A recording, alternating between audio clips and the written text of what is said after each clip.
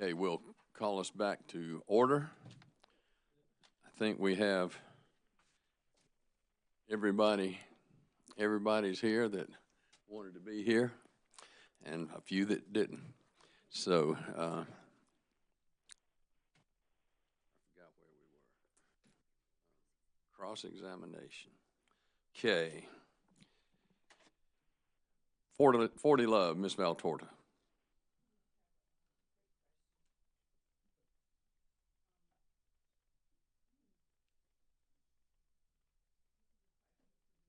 Let's make sure that microphone's on, Ms. Valtorta. Yes. Hello? There we go. Okay, this is a question for Mr. Morgan. I liked most everything of what you said, but I have a question about the Storm Reserve Fund because in my neighborhood, 40 Love Point, we have a lot of problems when it rains a lot, when we get excessive rain, and that seems to be a more frequent occurrence. So did you want to say that there should not be a $200,000 storm reserve fund? Is that your position? And are you saying the cost should be deferred? Just clarify that for me, please. Okay. First, if what this $200,000 fund is supposed to take care of is when you have a major storm, not what I would say is routine rain. So yes, there are times when there are heavy rains and there's flooding, but that gets captured through their normal storm recovery costs. So in other words, or I should say, I have not made an adjustment to take away any storm damage funds. I am opposed to setting up a new fund for $200,000 to capture something that's out of the ordinary. And you're saying that if a hurricane should occur, those costs should be deferred? Yes. The As I indicated in my testimony, for a water utility, unlike an electric utility, most of the infrastructure is underground. So that doesn't mean that there are no damages. However, um, when you even read the company's testimony, some of what they're talking about is power outages that would feed their equipment. Um, so the damage is not necessarily um, to the system, but it's um, to the, say, for example, to the electric utility that feeds them. Um, so to the extent that they have a major hurricane that impacts their ability to provide safe and reliable service, the process whereby they can defer those costs and recover it at another at its next rate case is adequate to handle that. Okay, and I just wanted to point out that when we have excessive rains, which has been occurring a lot, we have had problems with our sewage pipelines, and I don't know if that's just in our neighborhood, but that's been a big concern. So that's why I'm asking you this. Um, uh, I would add that something like that would be covered through the normal maintenance to the extent that the company is aware that there's a section of its territory where you have sewage backing up. That's something that should be covered under the maintenance and repairs. All right, thank you. Thank you. Town of Irmo, Mr. Moore. Thank you, sir. Mr. Knowlton. Mr. Dover. Thank you. Mr. Kendry. Yes, sir. I remembered you this time. Appreciate that. Thank I'm getting better every day.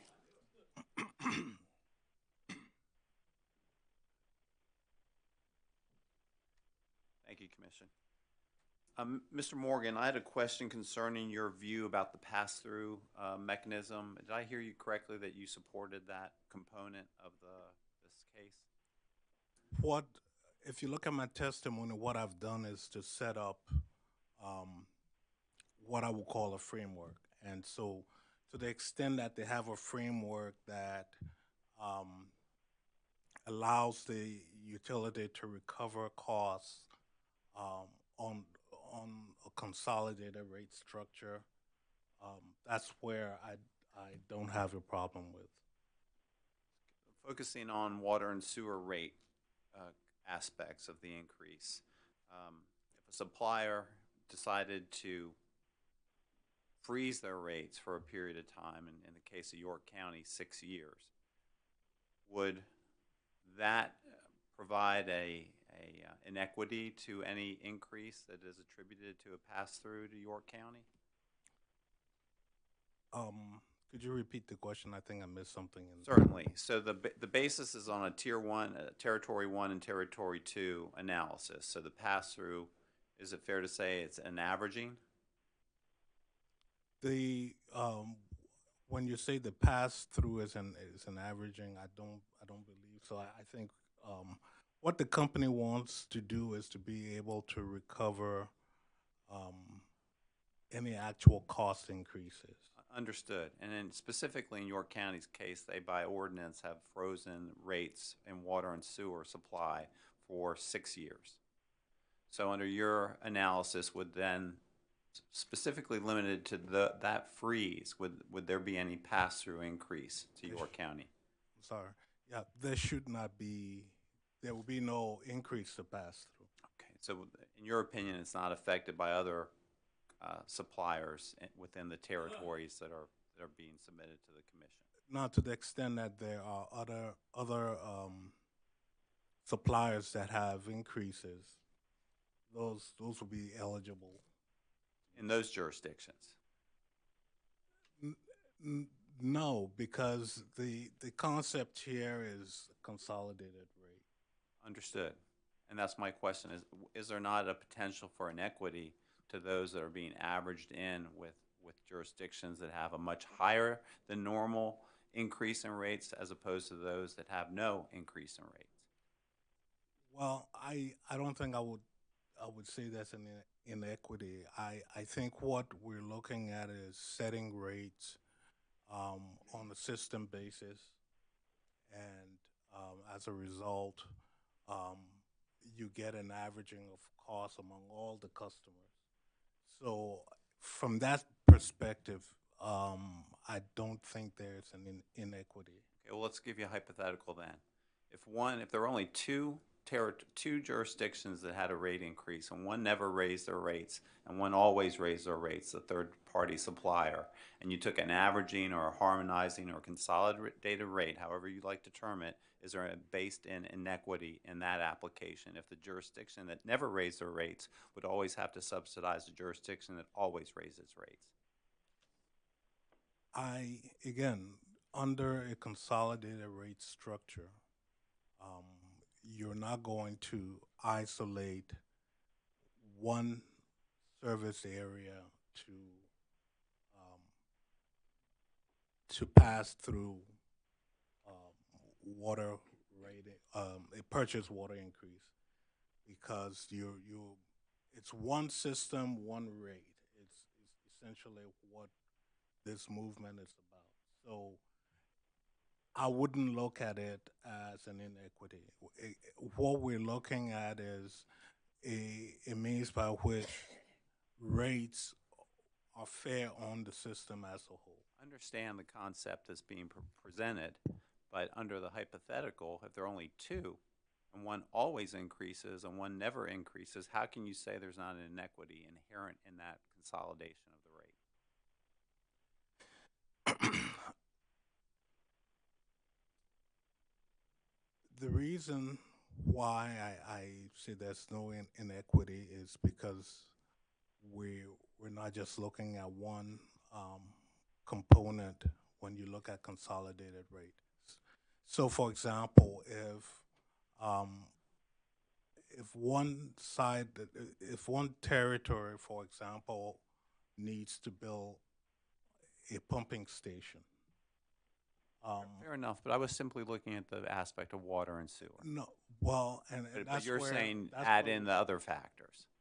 No, that's where I disagree because you're asking me if there is an inequity, and I'm saying to you no, because and I'm giving you a specific example of where, say, a pumping station is in one territory and not in the other. Um, but under the rate structure, both rate districts will pay for that pumping station. So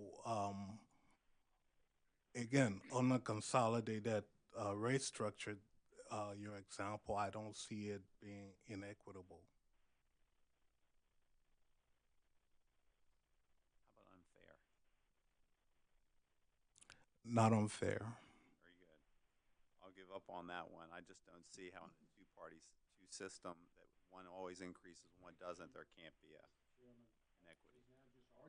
I will withdraw. I appreciate that. My apologies. Mr. Rothschild, I had a question for you, please. On the proxy group that you utilized, were you able to hear my questions to Mr. Diacensis yesterday, by any chance? Could you repeat the Yes. question? Did you hear any prior testimony yesterday with regarding to return on investment from the company's witness? Yes, I heard what he said yesterday. And I asked him about the proxy group and the territory, the regions from where they were Please. pulled. I recall. Thank you.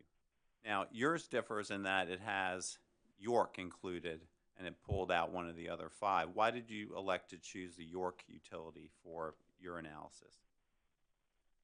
Well, there aren't very many publicly traded water companies, so I try to include as many as I can. And I didn't see any reason to remove York from the group. That's why I kept it in. And it's, well, that was to my point. It's a local, regional utility, is it not? Yes, I know. My understanding is just Pennsylvania. York, Pennsylvania? Yeah. Okay. So how, in the analysis of those companies, did you provide any discount for the size or the particular regulatory provisions that might affect the service of water? Any discount for my recommendation for Blue Granite? Yes. I did not discount.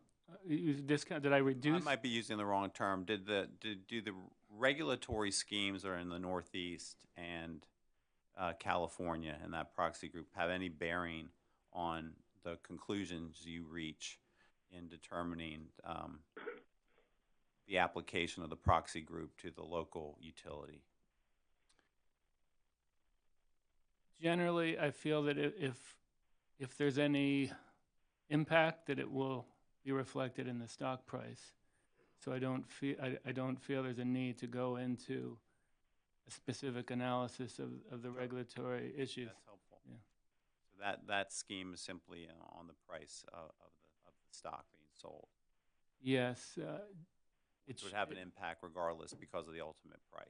Yes, the investors will know do their research and know the regulation in different states and different jurisdictions. And on the size of those utilities, do you have any opinion as to are they comparable? You both chose similar companies, so they're similar in size to the Blue Granite company here in South Carolina? No, those are generally larger. They were larger, and Yes. any significantly larger? Yes, I don't have the numbers in front of me, but I know, especially at American States Water, they have a significantly higher market capitalization. How does that affect your analysis, if at all? Does the size of the company ultimately affect your conclusion? That's a topic that comes up often in the proceedings I've been involved in. I haven't seen conclusive evidence that smaller companies have a higher cost of equity than larger companies. But in this case, I did choose towards the upper end of my range of results, just in respect for the Commission's question regarding the risk. So I don't, I didn't, so I did take it into account to some degree in terms of going to the upper end of the range. I didn't, from the evidence I've seen, there really isn't anything conclusive, in my opinion, that that smaller companies have a higher cost of equity. Thank you. Appreciate your time. Thank you. Thank you. ORS.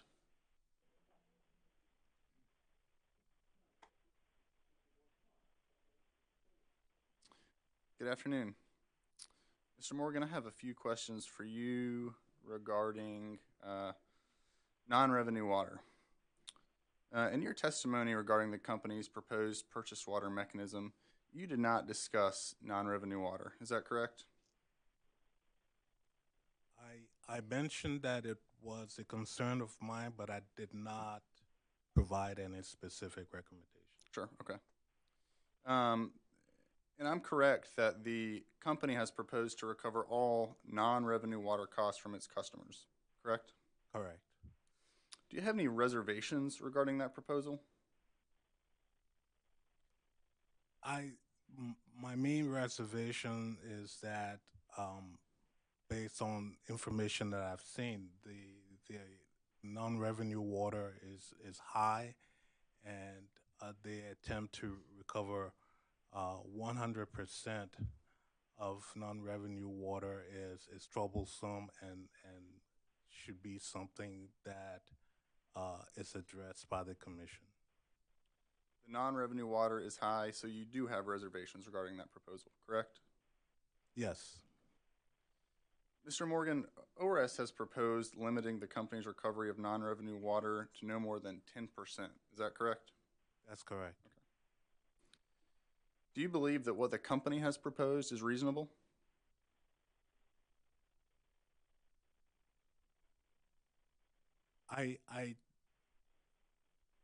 No. And the reason I say no is because, again, this concern I have about high non-revenue water being recovered fully from all customers. Okay. And to that end, Mr. Morgan, ORS maintains that what the company has proposed is not actually a true pass-through of rates because, among other things, it will allocate to customers the costs for non-revenue water. Based on that description, do you believe that it is not actually a true pass-through? Based on the description, to the extent that, can you repeat the question? I think I'm missing something. Yes, certainly. ORS maintains that what the company has proposed is not a true pass-through of rates because, among other things, it will allocate to customers the costs of non-revenue water. Based on that description, do you believe that it's, or do you agree that it is not a true pass-through? No, because the non-revenue water becomes an extra cost. It's not simply the cost of the change in rates. Okay. Thank you, Mr. Morgan. Thank you. Mr. Ellaby.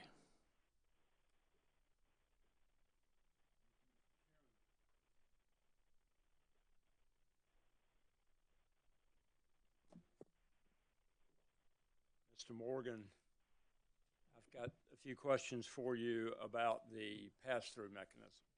Okay. Now, just to clarify, the costs that we're talking about being recovered, under the company's proposed pass-through mechanism, those are costs that are increases in wholesale water costs and wholesale sewer treatment costs. Is that right, sir? According to the company's testimony, yes. And the company is also seeking to recover deferred costs of those same two categories in this case. Isn't that correct, sir? Yes, as a separate mechanism. That's right. And those costs have been deferred for several years and are now being recovered or will be recovered, proposed to be recovered in this case. Do you understand that? Yes. So I'll give you my understanding. The deferred costs were held in a deferred account, and the company is proposing a 3-year recovery. And that recovery is being done on a consolidated basis, isn't that right, sir? Yes, And that's consolidated water service area 1 and water service area 2, and there's one sewer service area. Is that right, sir? correct. And you, as I understand your rebuttal testimony, you support the recovery of that type of cost on a consolidated basis, the way the company's proposing. Is that correct, sir? I support recovering those costs on a consolidated basis. And have you looked at the other parties' positions in this case? Am I correct that ORS supports, with respect to those deferred costs that are being recovered in this case, and ORS supports recovery of those costs on a deferred basis also?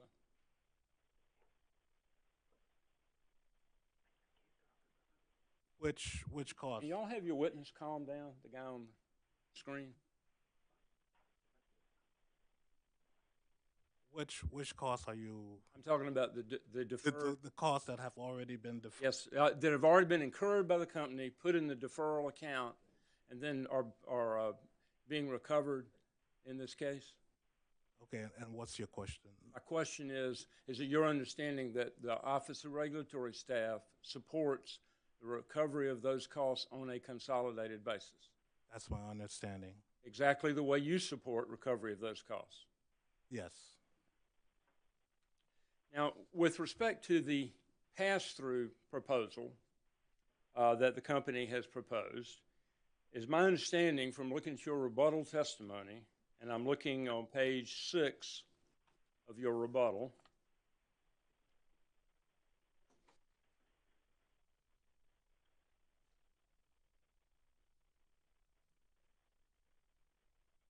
you see that, sir? Yes. And you say in that part of your rebuttal testimony that you initially had reservations or concerns about the proposal, and you list 4 things. Is that right, sir?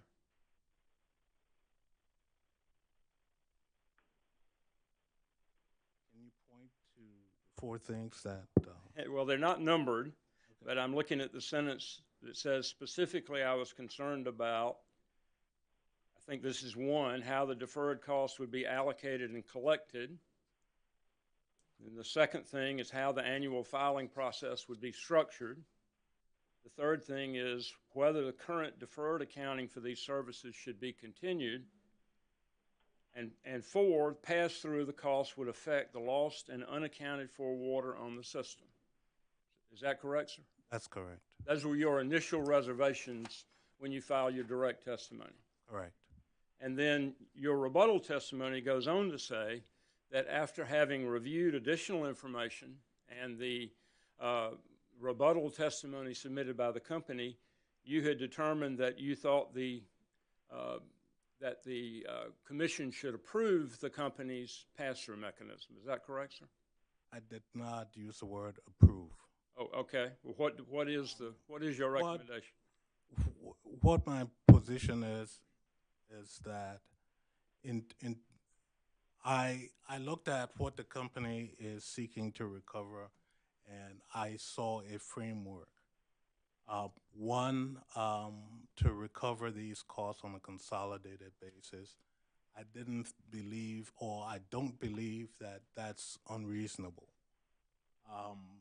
The second issue is the deferred costs, to whether those costs should be continued, or whether the company should continue to defer those costs, or whether we move to an annual rate filing.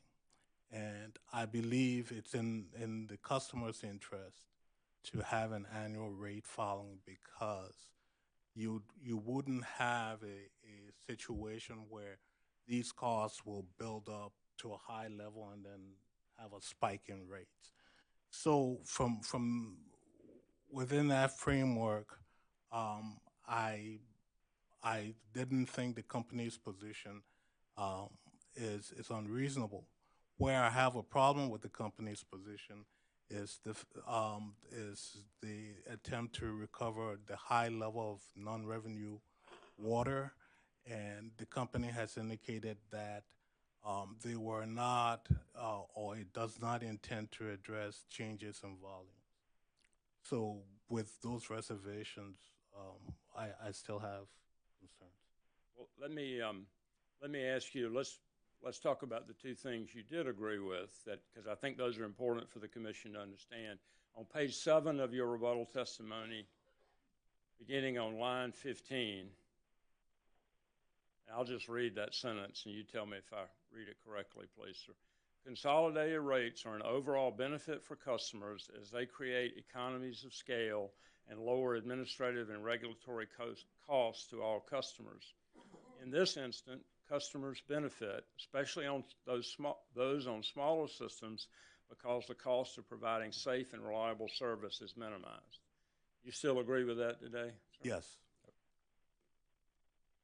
And that would apply to the cost on the pass-through mechanism, in addition to the deferred costs that are being recovered in this case. Those benefits of recovering those on a consolidated basis would still accrue to the customers. Yes. And then the other thing that you said you approved of in terms of an annual pass-through mechanism is, and I believe your testimony is that it will, if you look on page 7, beginning on line 20 or 19, your testimony says an annual rate filing to pass through changes in the cost of purchased water and wastewater service will minimize the effect of Blue Granite's overall rate it charges for current water and wastewater services. Is that right, sir? Yes. And then you go on to say that on page 8, beginning on line 5, to the extent there are any increases in the rates purchased water and wastewater suppliers charge, those increases will be passed through in smaller increments that are more palatable to customers. Is that correct, sir? That's correct. That's under a system where there's an annual rate filing.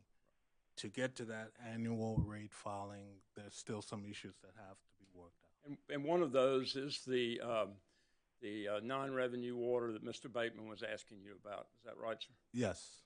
And the commission will be addressing that issue in this case. The commission will necessarily be ruling on how to treat non-revenue water for the company in this case. Is that correct, sir? That's an issue for the commission to deal with.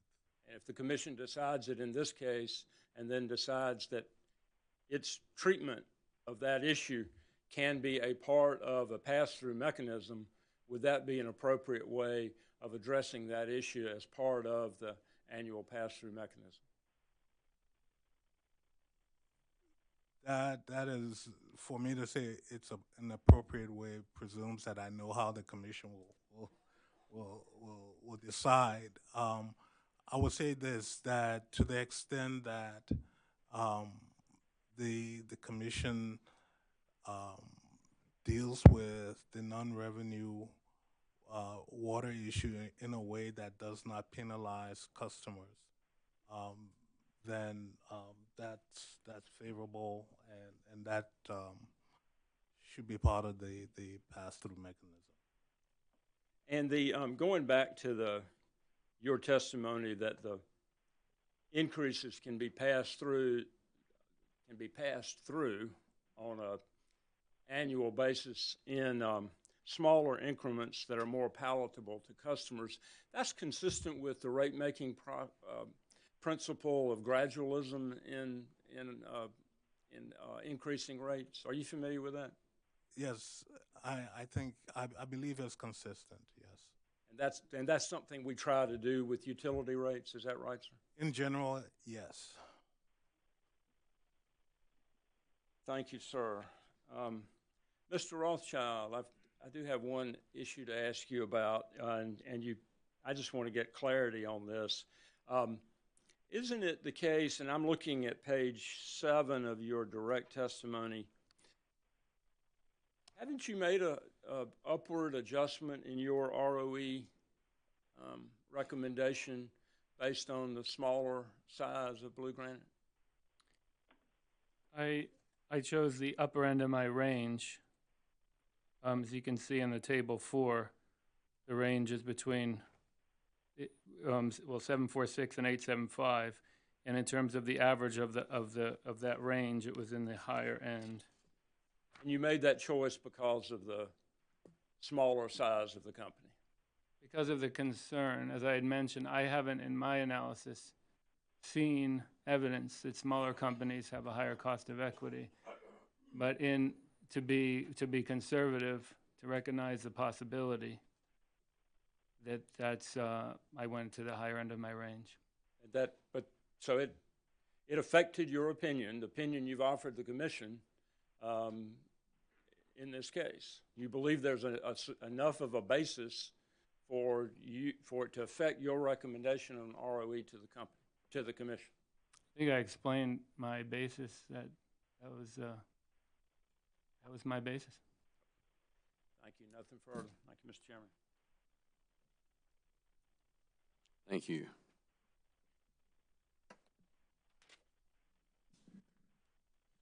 Commissioners. Mr. Belzer. Thank you, Mr. Chairman. I need to ask how I pronounce witness Mr. Mirzwa. Yes, witness Mirzwa. I apologize for the mispronunciation and thank y'all for the clarification. I don't want you to feel left out. This is Commissioner Belzer. I don't know if you can see me, but let's see. I want to ask you about the sewer rates design, if I could, just your opinion on this. Without water usage data, do you have any recommendations on how sewer rates could be addressed? I don't have any other recommendation. I mean, yes, commonly water usage is a indicator of sewer usage, and you may adjust actual water usage for maybe higher use during the summer, so that recognizing it's not all treated sewer water. But I have, without measuring water, I don't have an alternative to what they're currently doing now. And if I did, I probably would have mentioned it in my testimony. And you're aware that and there are instances where the utility does not provide water to these customers, to certain segments of customers, and therefore they have no water consumption data. That's correct. I'm aware of that, and that's why, the reason I mentioned it even in my testimony is because we had been exploring it in discovery and had not received the discovery responses back to indicate that not all the sewer customers were also water customers. Thank you for that. You've made a recommendation on base facilities charges for water. Do you know what your recommendation would do to the commodity or volumetric water charges? The specific rates that would result? Well, just you can if you have specifics, but even just generally. Well, it depends on the given at the company's requested increase, if that full increase was granted by the commission, customer charges would go up. Customer charges would remain the same, and obviously the volumetric charge would have to be increased to recover the full amount of the increase.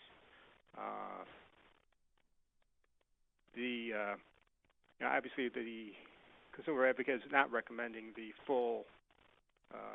company be granted the full requested increases. So it's going to vary. The impact's going to vary based on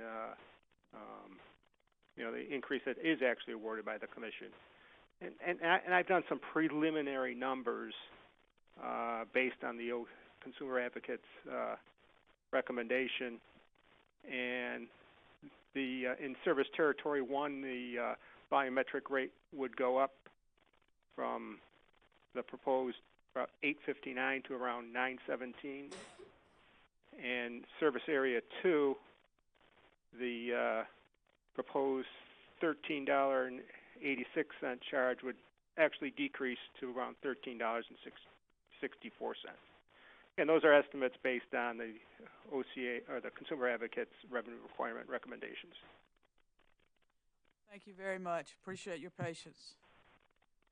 Let's see, Mr. Morgan, I'll go to you next if you don't mind. Was asked. In your rebuttal on page 6, your SIR rebuttal on page 6, at the top of the page, you discuss normalizing cost of the wastewater treatment plant recoating and hydro tank inspections. Why would these costs be considered expenses rather than capital cost? In general, for something to qualify as a capital item, it has to be a betterment. And when I say betterment, what I mean is that it extends the life of the asset, or makes it, changes it for something else. What these projects involve are maintaining just the normal function of the asset. So when you say maintaining, is that more akin to just routine maintenance? Essentially, it is routine maintenance, although it's not incurred on an annual basis.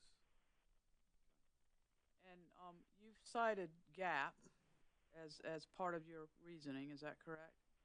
Yes. And I believe you majored in finance and you had a CPA, but you've let that lapse as you've moved into other areas, is that correct? That's correct. So you're accustomed to dealing with generally accepted accounting principles. Yes. And even would this reasoning be the same under the NABREC chart of accounts? Yes. Can you explain what it means to normalize these costs? Essentially, normalization attempts to spread costs over a period of time so as not to reflect a spike in costs. In other words, if the cost is something that is incurred infrequently and benefits a longer period than just one period, normalizing would essentially give each year of benefit, each year that work benefits a portion of the cost.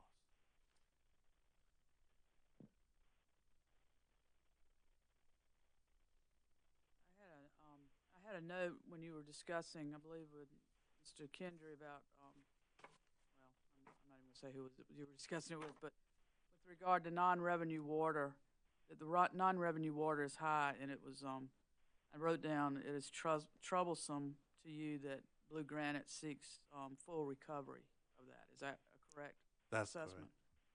What about on the wastewater treatment side for third-party treatment providers of sewage, where there's I&I? Does that issue give you any pause? I specifically did not look into that. Okay. Thank you. Oh, wait a minute.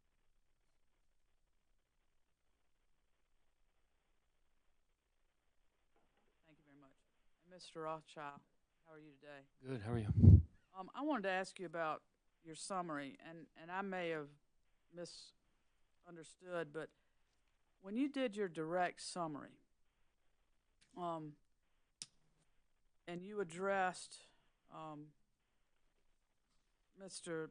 DeAscendis's range, what range did you give when talking about his in your direct, from your direct? Yeah, thank you for asking that question.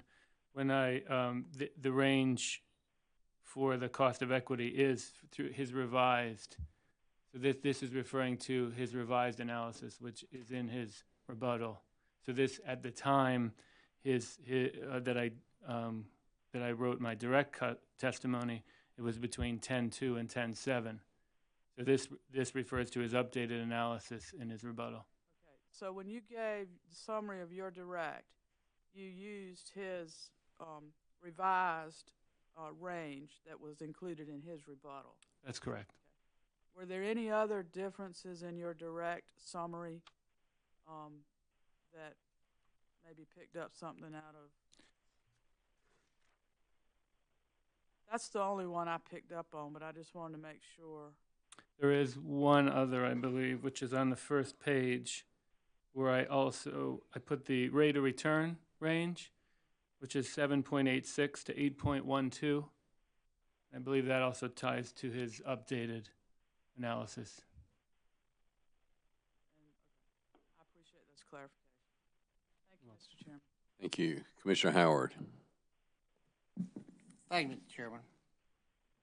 Mr. Morgan, you discussed your storm reserve fund a fairly good bit. Do you know of any other states that have that, or any of the utilities? How do other states, other regions, areas handle storm reserve funds? There's some states that do it specifically for certain utilities, and essentially it goes through an accrual process where the amount that is included in rates for storm damage, to the extent that the company exceeds what it's included in rates for storm damage, it goes to a deferred account. To the extent that they spend less, it also goes to that deferred account. The cost that goes into rates is based on some estimation. Say you average out the cost of the storm damages to say it's going to be, and I'm pulling numbers from there, $500,000 a year. That amount could be higher than what the company actually incurred for the test year, but you're trying to normalize those costs so that to the extent that there is anything in excess is held in that deferred account. And the monies that accumulate in the deferred account becomes the storm reserve. I'm not getting into climate warming or global warming. It just seems to me, in my little mind, that 1,000-year storms are occurring every 5 years now. Comment on that. Do you see, in your position, do you see more frequency, consequently more money having to be set aside or allocated to storm reserves? Mr. Morgan, we want to make sure you stay in front of that microphone because they were losing you on live stream. Thank you. What I've seen in terms of more frequency is with electric utilities along the East Coast, Pennsylvania, Maine, Rhode Island. Those are states where I see an increase in storm damage claims by utilities, electric utilities.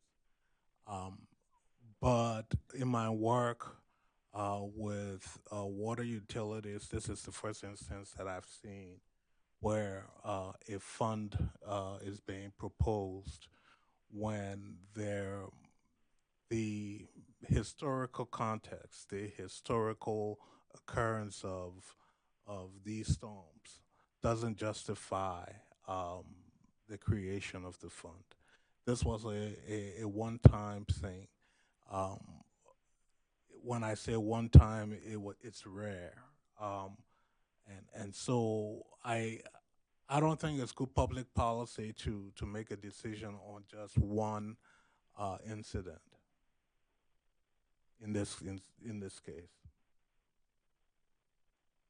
I think how to word this. Some people probably disagree with you because one time we were talking about had 2 storms back to back in North Carolina, and even though there's not much damage with the water, as much damage as electricity, still you have to have electricity to operate the wells and run the water systems and all that. So how do you account for the lack of electricity? How can you not include the lack of electricity and damage to water companies? When you're looking at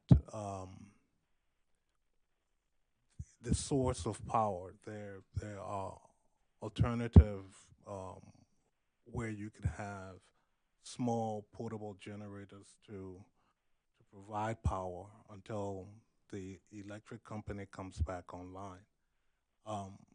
My main focus here is that for water utilities, most of their infrastructure is underground. So what you will find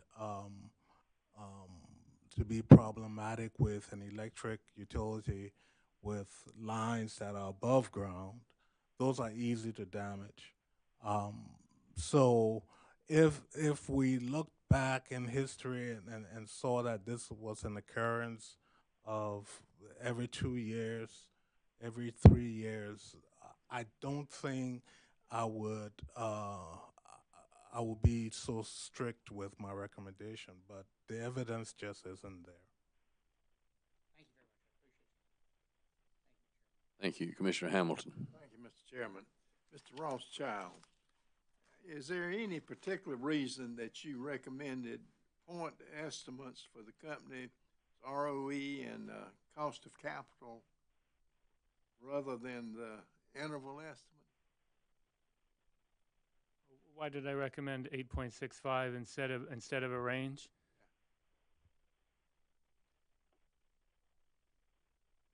I have I've sometimes in testimonies I've provided ranges if that's helpful, and often people have asked for something precise. That is the number that I came up to based on my analysis, and I show the justification. I appreciate your question, because to assume that this exercise is that precise is an excellent question. So I think you generally, I can't say it's 8.65 or 8.61. So there are various ranges that I do show in my testimony that I hope would help understand a range that's reasonable. Okay, does that answer your question? Yes, sir, it does. Thank you very much. Thank you, Mr. Chairman. Thank you, Commissioner Whitfield. Thank you, Mr. Chairman. Question for you, Mr. Mirzwa. I hope I'm saying that right. Can you hear me? Yes, I can, sir. Mr. Mirzwa, on page 5 of your SIR rebuttal, and I'll give you a second to get there. Okay. I'm there. Yes, page 5 of your SIR rebuttal. You state, and I'm going to quote your statement, failure to begin movement toward cost of service rates in this proceeding could require more significant changes in rates in future proceedings, which may be inconsistent with the principle of gradualism, one of the principles of a sound rate design. That's your quote. I want to ask you about that. In your opinion, could you explain if the proposed rate design is a shift away from gradualism, and why or why not? Well, if you take for example, I mean, my analysis shows that the customer charge for both water service territories should be around neighborhood of $10. The company has proposed a customer fixed monthly or base facility charge for service territory 2 of $38.58. Now, in a subsequent case, if you approve the $38.58, to go back down to a cost-based rate in the neighborhood of 10, that would be a significant shift in cost responsibility among customers, and I think inconsistent with gradualism. Thank you. Just one for you, Mr. Rothschild. You were talking about your recommended rate. I think you just had with Commissioner Hamilton. You mentioned it was 8.75. I think you were originally 8.65, but you adjusted that. If I understood your testimony and you right today, you adjusted that for the change in the allocation of debt from 51.04%, I think, equity to 52 and some change. I don't have that number right in front of me, but is that the reason for your, I guess, adjustment or shift, right? Yes. I calculated a cost of equity of 8.75% for the proxy group, and the average capital structure of the proxy group has a little bit less equity than the 52.91% that's requested. The less equity and the more debt, there's a little bit of additional financial risk. I think that is intuitive. The more debt, the more risky it is financially. And I made the adjustment of just 10 basis points based on that slightly less risky capital structure. I thought that's what I understood you to say. And Mr. DeSantis said that he and ORS had a little bit of overlap, I believe, with his new range he recommended in rebuttal, which I think the low end of his was 9.75, and then the part he would overlap with ORS would be to the 10 range. So I guess where we are, you're still, while he overlaps with ORS, you're still a full point, at 8.75, you're still a long way from 9.75 on his low end, is kind of where we are. Yes, I'd just like to, one clarification there is that Mr. DeSantis' new DCF results is about 8.91, I believe. So that wasn't part of his recommended range, but just that one of the results of one of his methods are less than 30 basis points higher than my recommendation. Okay. Thank you. Thank you for that clarification. I got you. That's all I have, Mr. Chairman. Thank you. Commissioners, any other questions? Okay.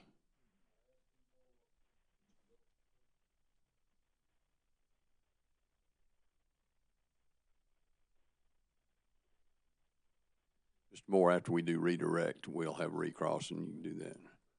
Mr. Witt, any redirect?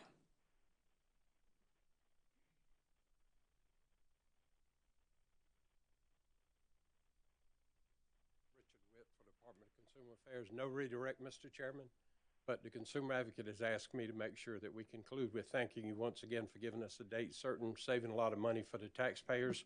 We want to thank the company for letting us go out of turn also, and may these witnesses be excused when you conclude. When we're done with them. Okay. Mr. Moore, you had a follow-up on Commissioner Belcher's question.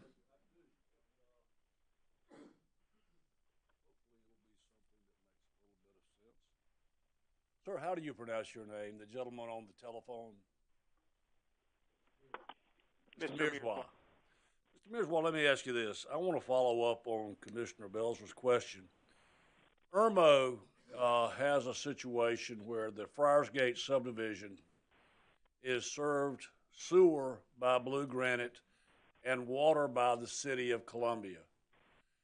Do you know of any reason why the City of Columbia would not share the water consumption information with Blue Granite?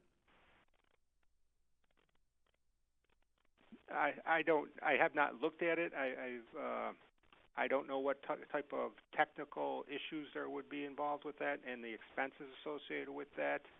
But offhand, I don't know of any reason except for maybe adjusting their IT systems to be able to do that and pick out Blue Granite's customers. From my experience, I have not seen.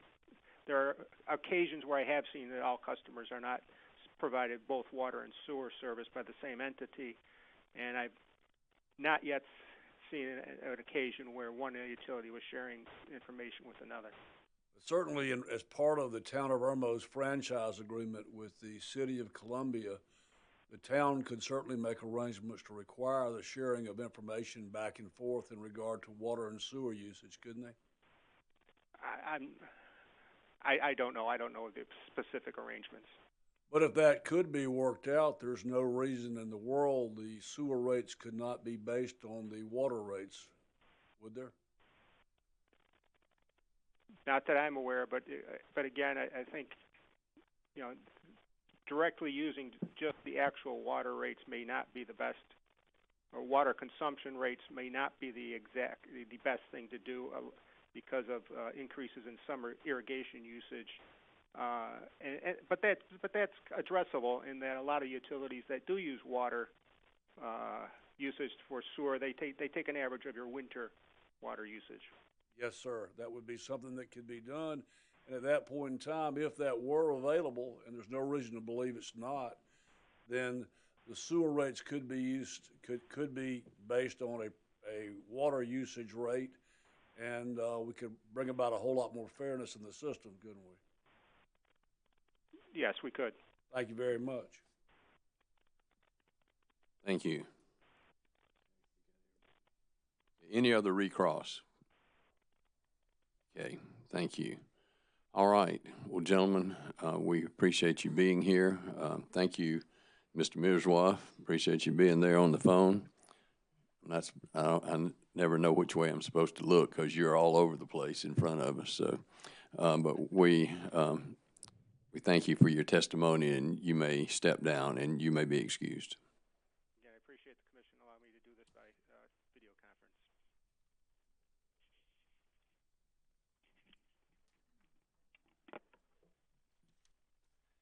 Okay, as we move on, from what I understand, we're getting ready to take a short break, but I think we have we've agreed to have Ms. Valtorta's witnesses up next. So when we'll take a break and so you get them ready, Ms. Valtorta, and when we come back, we'll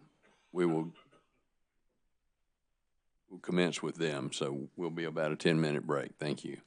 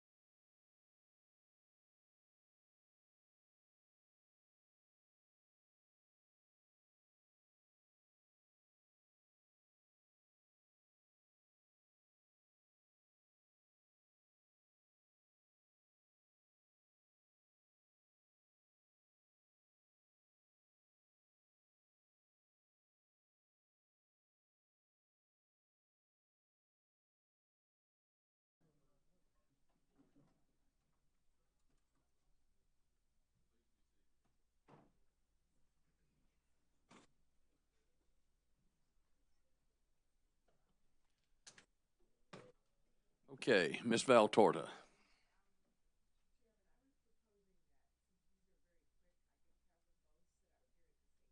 That would be fine.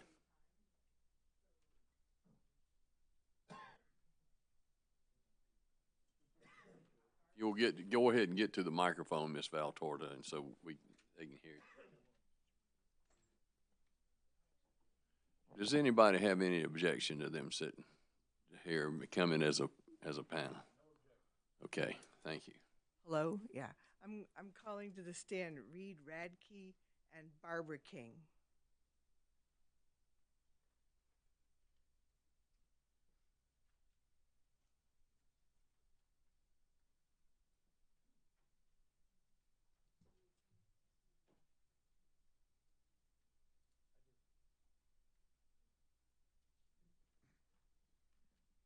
Okay, I'm starting with Mr. Radke.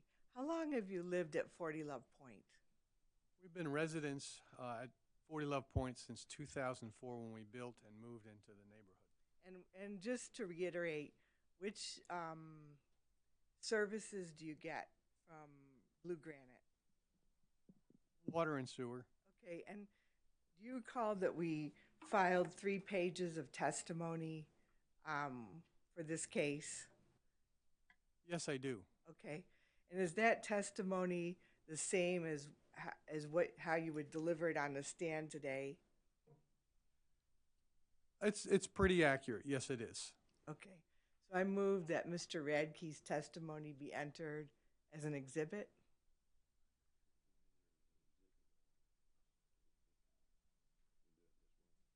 Okay, we're going to enter it as is though is given orally from the stand, his pre-filed direct. Okay, yes. So, Mr. Radke, how much do you pay for water distribution and sewage collection every month? On an average, over the course of the year, it's about $130. Okay, if this were to be raised by around $70 per month, how would that affect your household finances? Well, it's a drastic impact, you know, as a consumer, and we're looking constantly at ways to decrease our bills. I have 2 children in college, which is a large hit as it is. So, going back to the cost increase, it becomes overwhelming to have that impact paying each month. Okay, and were you also aware that they were seeking to charge us for cleaning out the Let's tanks, say every 3 to 5 years? Were you aware of this request? Yes, I did read through that, yes. Okay, and have you ever had that done on your own at your house? Just once. Okay, do you recall how much it cost? At the time I had a third party do it, it was $150. Okay. When at a certain point, you were president of the 40 Love Homeowners Association. Is that correct? That is correct. Okay, and approximately what years were you president? I served as president from 2006 through 2008. Okay, and were there problems with water and sewer at that time? The water issue was a constant staple in our board meeting each and every month. Okay, and since that time, there have been a lot of improvements in that service. Is that correct? That is correct. We moved to a water distribution service from wells, and that was good, right? That absolutely. Okay. Were you aware that the HOA is trying to build a restroom in our common area near the boat launch? Yes, I am. Okay, and did you realize that Blue Granite was going to charge us? They proposed like $2,500 for the hookup. I was not aware of that excessive charge. No. You didn't go to the recent annual meeting, did you? I did not. Okay. Those are all the questions I have for Mr. Radke. Thank you, ma'am. Ms. King, how long have you read through the testimony? Yes, I have.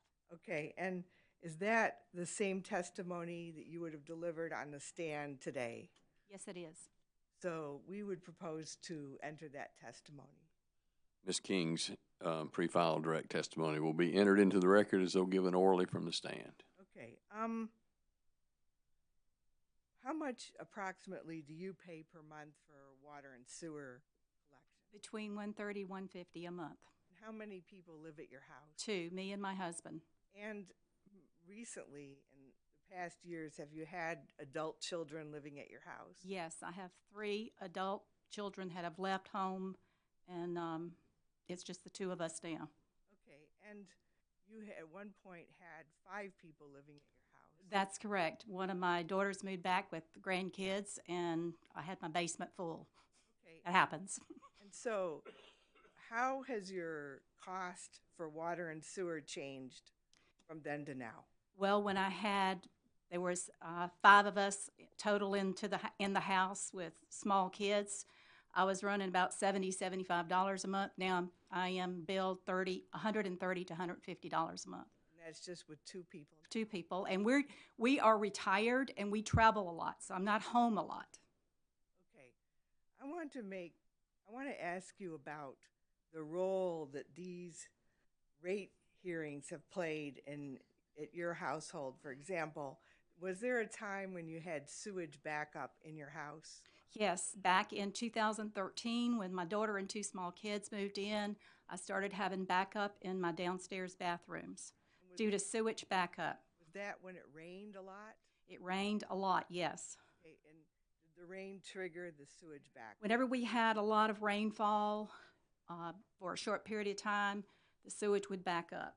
Okay, and your neighbors had a similar problem, right? Yes, we had the Dixons and the Wagners. There were several of us that had the same issue. Okay, for how many years did your household have that issue? 5.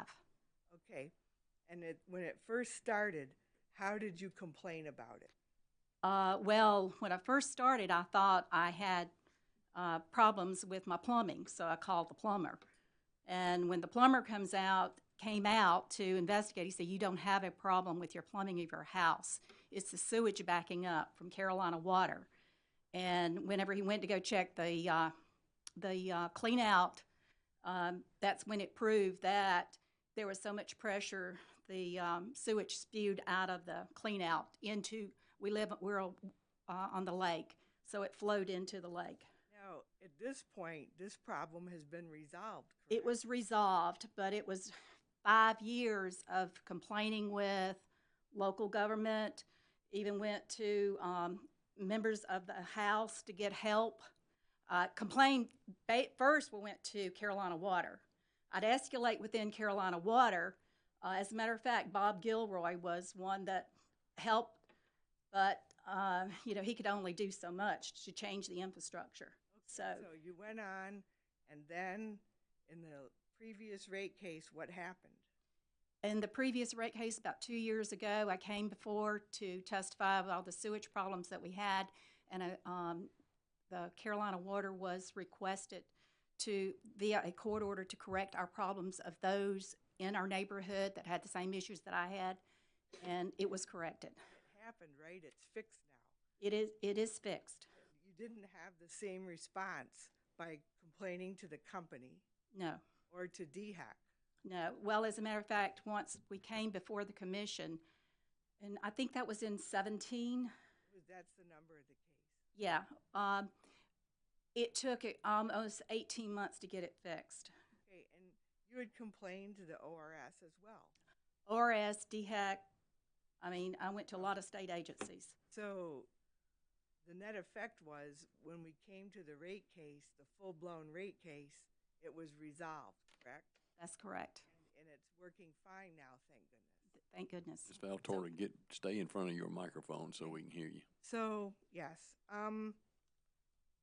that's all I have for these witnesses. Okay, thank you. Let's see,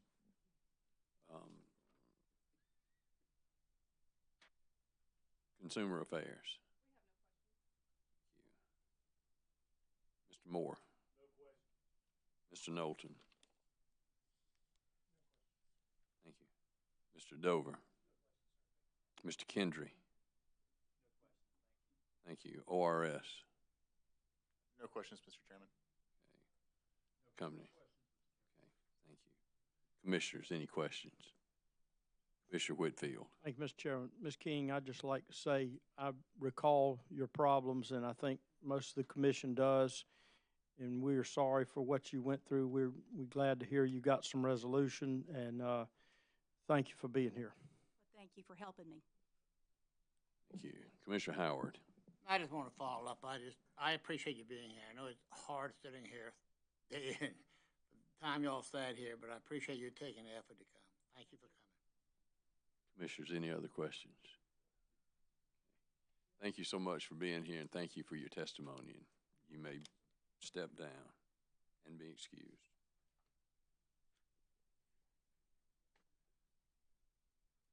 Okay, let's see if we can continue with Mr. DiStefano. DiStefano. Did I say that right? Yes, I think you did, Mr. Chairman. And Mr. Welborn is going to call him and put him up. I wanted to bring to y'all's attention a legal issue relating to, and in particular, bring it up before Mr. DiStefano testifies. This relates to the questions that Commissioner Irvin asked yesterday about the condemnation of the I-20 system. Here, there are a couple of legal issues. We believe that that's a perfectly appropriate thing for you to ask about, Commissioner Irvin. However, it was not an issue that was identified by any of the interveners in the case. Therefore, there's been no testimony filed on that issue, about how the I-20 condemnation, what happened, how it was accounted for. And we think that you will be able to ask Mr. DiStefano about those questions. But I wanted y'all to understand our legal position on it. The utility service case versus ORS from 2011, one of the holdings that the Supreme Court included in their opinion in that case was where an issue like this comes up in that case it was a night hearing, and the commission asked for information that had not previously been asked for, and the court said the company had to be given an opportunity to respond. I'm just flagging that issue for y'all. Since this issue wasn't raised by any of the parties and was raised while we're here at the contested case hearing, we want to make sure that we're given an opportunity to respond to the issue, and we're able to get in the record everything that we think goes to that issue. Again, I'm not saying, and the court in that case said that it was appropriate for the commission to ask the questions that were asked. Our view is that there is strong precedent from this commission's rulings in the past that the gain of the condemnation award, whatever gain was associated with the condemnation award, would accrue to the benefit of the shareholders.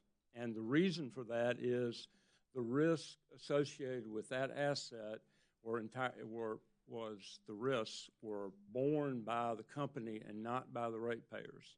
And there are two cases that we found, and we've done, this was what we did last night. There's an order 80-474 and another order 85-1001. And in those cases, the consumer advocate argued that a gain when a utility sold an asset should flow back to the ratepayers, and the commission said no, because the policy is that we don't want to force ratepayers to pay. If there had been a loss, we would not have asked ratepayers to pay the loss. The risks associated with that asset were borne by the shareholders. Therefore, if there is a gain on the sale, the gain stays with the shareholders. We believe that would apply here. And what I'm about to say is not in the record. It's the kind of thing we would have put in the record if the issue had been raised in the case. But in the last rate case was about the time, or maybe it happened during the test year leading up to that case, where the I-20 plant, I-20 system was taken out of service and was taken over by Lexington. At that time, that system, the book value was taken out of rate base. So it was no longer being recovered in rates.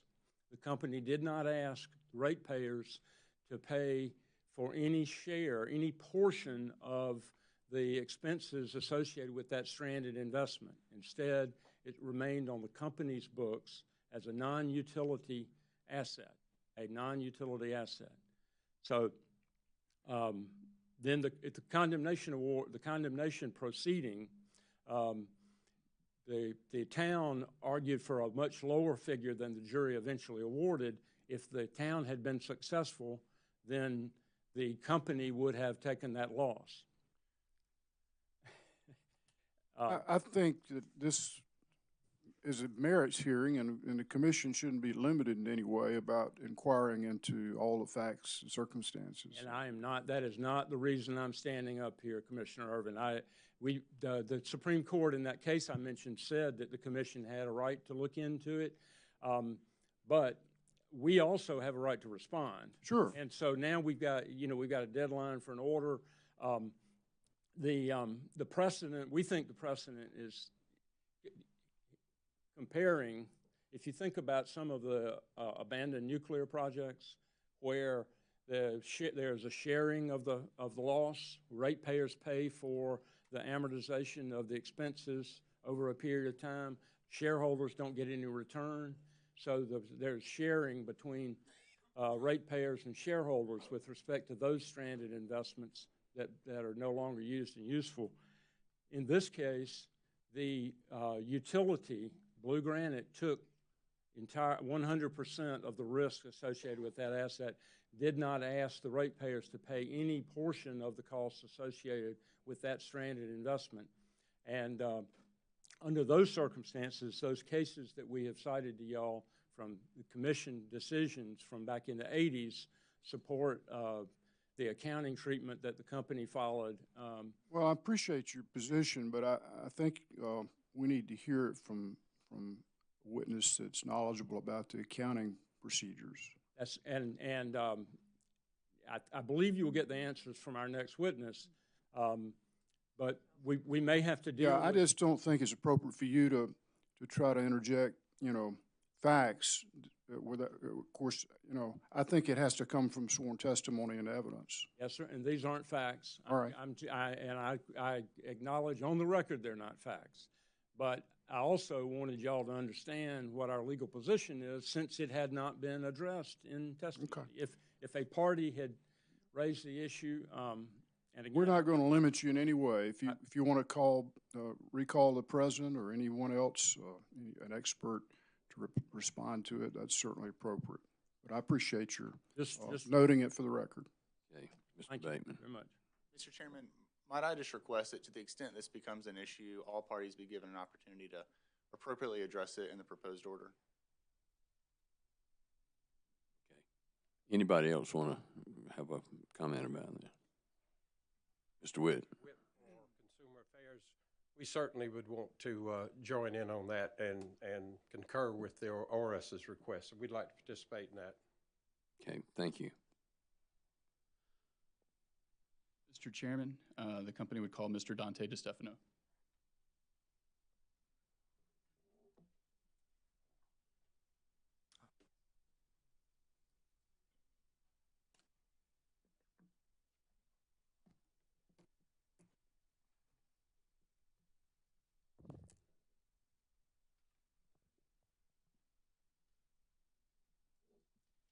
Mr. DiStefano, if you would please state your name for the record. Dante DiStefano. And by whom are you employed and in what capacity? I'm employed by Blue Granite Water as the Director of Financial Planning and Analysis. Did you prepare or cause to be prepared 44 pages of pre-filed direct testimony? Yes. If I asked you the same questions that were contained within your pre-filed direct testimony this afternoon, would your answers be the same? Yes. Mr. Chairman, I would ask at this time that Mr. DiStefano's pre-filed direct testimony be entered into the record as if given orally from the stand. Mr. DeStefano's pre-file direct testimony will be entered into the record as though given orally from the stand. Thank you, Mr. Chairman. Mr. DeStefano, did you also prepare or cause to be prepared 2 exhibits that were included along with your pre-file direct testimony? Yes. Do you have any changes to those exhibits at this time? No. Mr. Chairman, I would ask that Mr. DeStefano's exhibits that were pre-filed along with his direct testimony be entered into the record as the next hearing exhibit. Mr. DeStefano's exhibits will be entered as hearing exhibit number 22. Thank you. Mr. DeStefano, did you prepare or cause to be prepared 42 pages of rebuttal testimony that was pre-filed with the commission in this proceeding? Yes. And if I ask you the same questions that were contained within your pre-filed rebuttal testimony this afternoon, would your answers be the same? Yes. If I ask you the same questions that were contained within your pre-filed rebuttal testimony, do you have any edits or modifications or corrections to your pre-filed rebuttal testimony? No.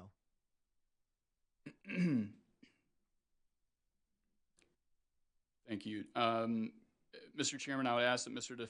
DeStefano's pre-filed rebuttal testimony be entered into the record as if given orally from the stand. Mr. DeStefano's pre-file rebuttal testimony will be entered into the record as though given orally from the stand. Thank you. And Mr. DeStefano, did you prepare or cause to be prepared 3 exhibits that were attached to your pre-filed rebuttal testimony? Yes. And do you have any changes to those exhibits at this time? No. Mr. Chairman, I would ask that Mr. DeStefano's exhibits that were pre-filed with the commission along with his rebuttal testimony be entered into the record as the next hearing exhibit. Mr. DeStefano's 3 exhibits will be entered as hearing exhibit number 23. Thank you, Mr. Chairman. Now, Mr. DeStefano has filed lengthy direct and rebuttal testimony, and rather than have him read verbatim the testimony summaries associated with those pre-filed testimonies, I would ask your indulgence now that I walk Mr. DeStefano through a Q&A sort of style testimony summary. Is that all right with you? It's fine. Thank you, sir. Mr. DeStefano, would you please provide an overview of the company's application in this case? Yes. Through the application, Blue Granite seeks to recover additional annual revenues of $4,774,305, resulting from third-party purchased water and sewer treatment expenses, and $6,987,498 resulting primarily from investments in infrastructure needed to serve customers, for a total requested annual revenue increase of $11,731,803. With the plant investments the company has made to maintain and improve its service to customers and the increased operating expenses Blue Granite has experienced, it is unable to earn its authorized rate of return. At the time of the application, the company was earning only a 0.10% rate of return on an unadjusted basis and a negative 3.0% rate of return on an adjusted basis. Thank you. And as for substantive issues, we're going to first discuss the pass-through mechanism proposed by Blue Granite.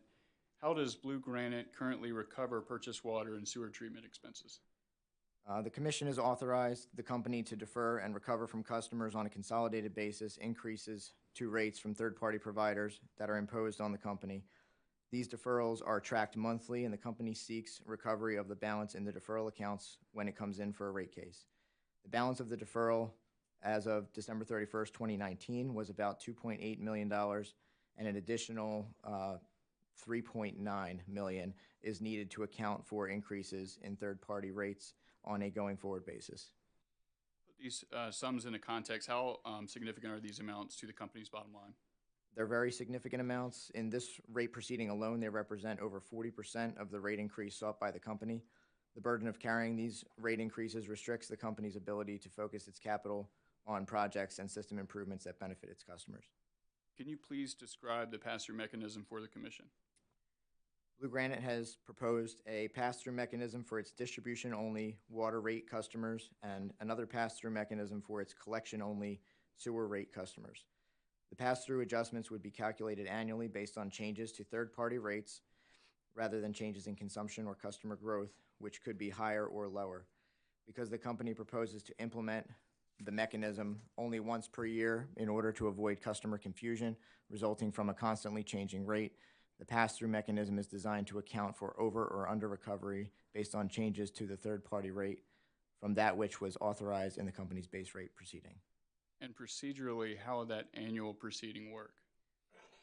The initial implementation of adjusted rates from this proceeding would take place upon commission approval in approximately April 2020. Each year going forward, the mechanism would follow a standard timeline. The company would file its proposed rate adjustments 60 days after the annual deferral period ends. The commission and ORS would then complete their respective audit reviews within 45 days. The commission would then issue an order on the proposed rate adjustments. The company would provide a 30-day notice of approved rates to its customers within 15 days of the commission order, and the company would implement the approved rates 30 days after notice is issued. The company believes that its proposed procedures will provide the commission and the ORS with adequate time to scrutinize the changes in purchased water and sewer treatment services rates and the resulting impact on the company's rates. While we believe that there will be little to gain from a hearing on a mechanism that simply passes through third-party costs, Blue Granite is willing to include in the procedures the opportunity for customers to be heard with respect to any proposed pass-through rate adjustments. This annual proceeding will simply be a mathematical exercise. Therefore, barring any adjustment due to calculation error identified through audit by ORS, the results are objectively verifiable and would not be subject to interpretation or debate. Has the company proposed to mark up or in any way increase the amount that it passes through to customers through the mechanism? No, as with other utilities pass-through mechanisms, Blue Granite's proposed mechanism will recover third-party changes in rates on a dollar-for-dollar basis with no markup or margin. In fact, the resulting purchased water and sewer treatment charges would be separately identified in customers' bills so they can readily identify the impact of the third-party vendor rate changes. Are there any benefits to customers of the proposed pass-through mechanism? Yes. First, the mitigation of rate shock. The pass-through mechanism would reduce rate shock for customers and promote gradualism in rates.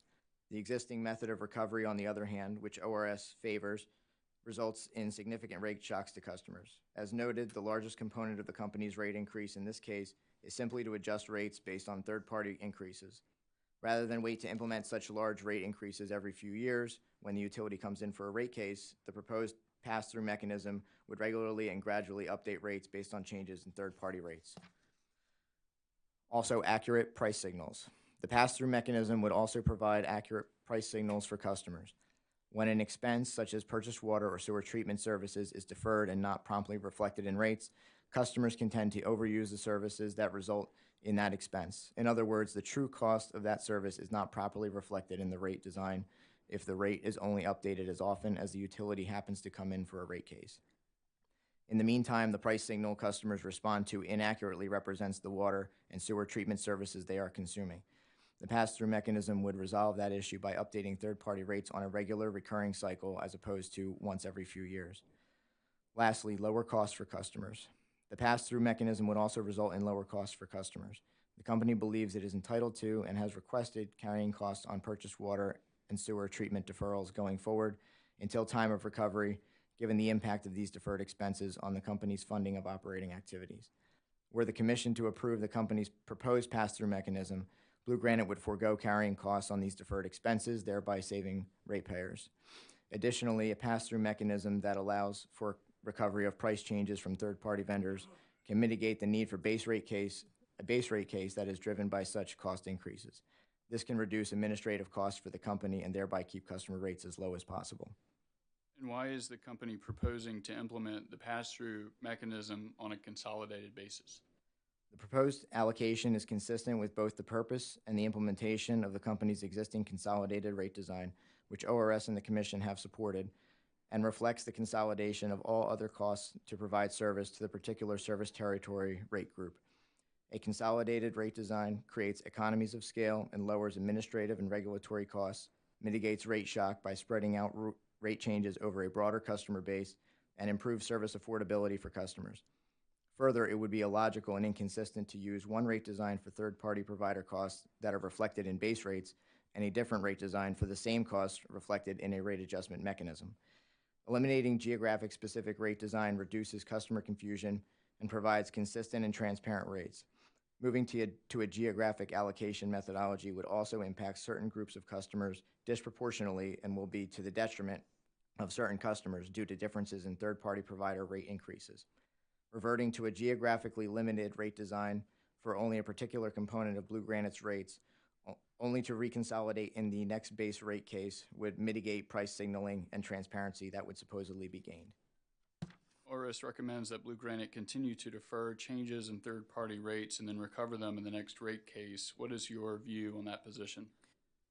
Under that proposal, the deferred third-party supplier costs would be allocated and recovered from each service territory's distribution or collection customers on a consolidated basis. ORS's recommendation, therefore, results in exactly the allocation and recovery ORS claims as the basis for its rejection of the proposed pass-through mechanism. What's your overall opinion of the pass-through mechanism issue? I believe that Blue Granite's proposed methodology is the most reasonable and appropriate, and that any pass-through mechanism should be consistent with the general rate design utilized in base rate cases. Utilizing an annual filing to net out changes in third-party vendor rates and initiating a single rate adjustment for a tariff group is the most efficient and practical method to capture and recover such cost changes between rate filings.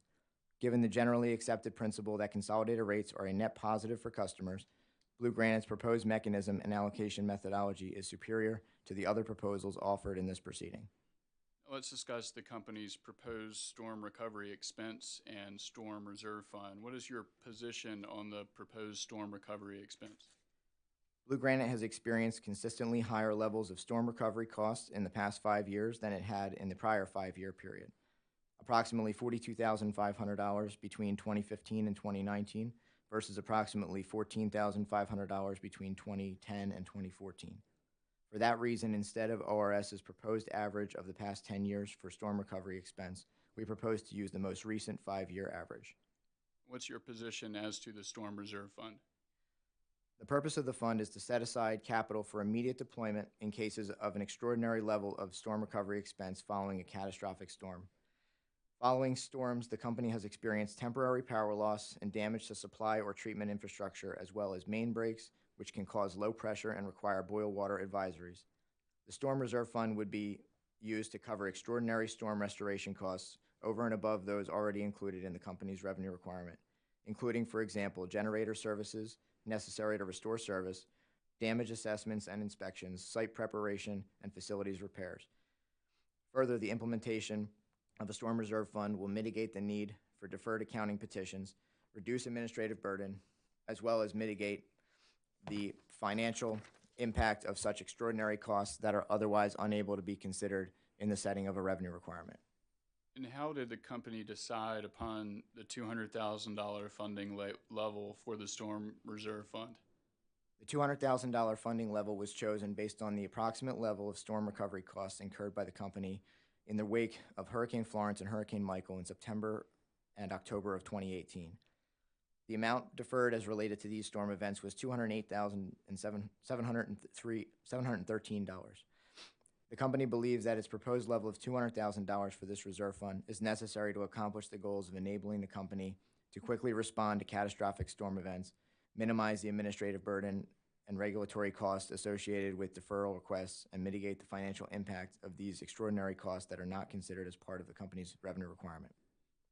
Let's discuss ORS's proposed amortization of deferrals. First, ORS proposes longer amortization periods for the company's decommissioned plant and the associated remaining net book value of the removed assets. Do you agree with that approach?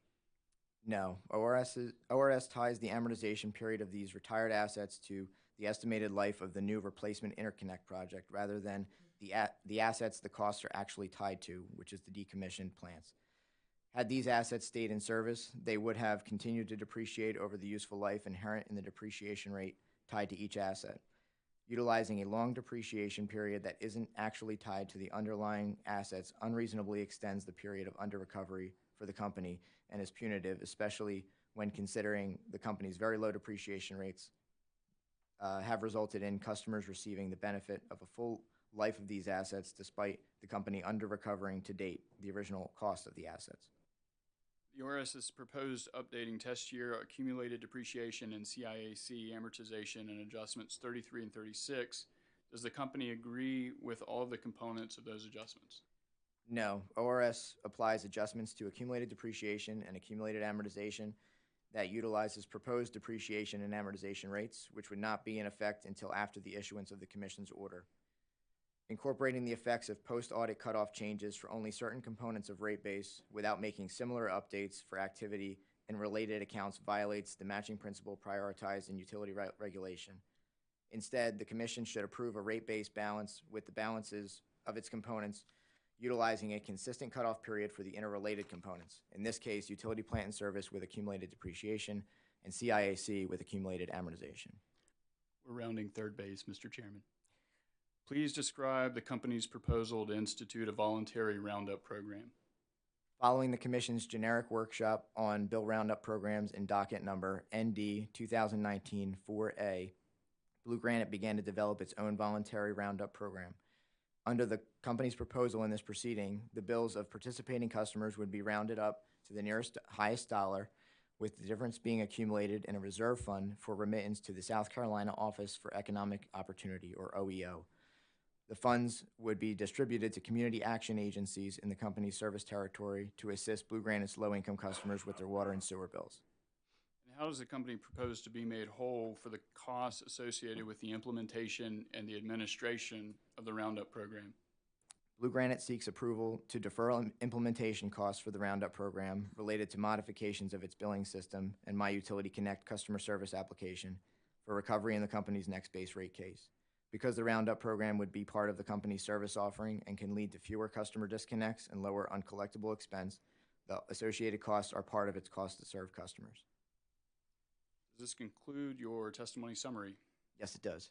Thank you, Mr. DeStefano. Thank you, Mr. Chairman and fellow commissioners, for your indulgence in that. Mr. DeStefano, are you the rates witness for Blue Granite? Yes. And have you been in contact with ORS regarding updating the company's rate case expenses for this proceeding? Yes, I have.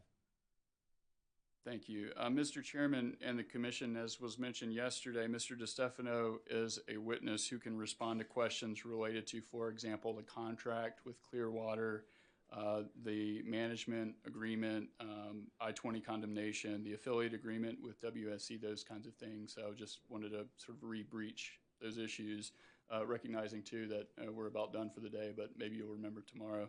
Mr. DeStefano, he's available for questions. I don't know if we're going there, but I'm done. Well, we've got a night hearing starting at 6, so we're not done. And Mr. DeStefano, I do know you got a lot of stuff punted to you down the road, so we're going to start with cross. Ms. Valtorta.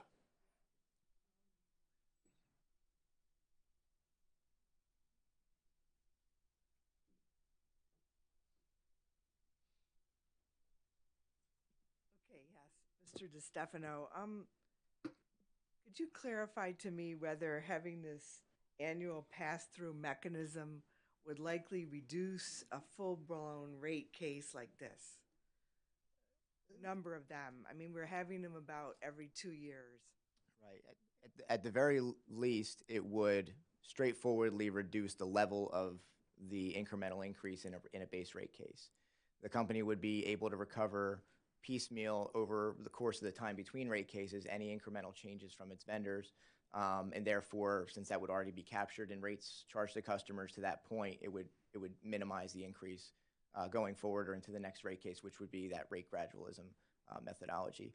And to the extent that that's a primary driver for a rate case, it could also push out the potential for base rate case filings as well. Okay. These questions, people told me you could answer this. I'm from 40 Love Point, and we want to know who owns our LETS tanks, the solid interceptor tanks that we have. Everyone has one in their yard. Do we own it as homeowners, or does Blue Granite own them? From the research that I've done, and I've only been with the company about a year, but reviewing the records that we have going back, it looks like it's a mix, and it depends on the system.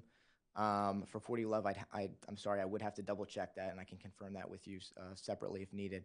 But it's roughly 50-50 split, depending on the subdivision. So we have about 600 rounded LETS tanks out there, and about 300 are company-owned.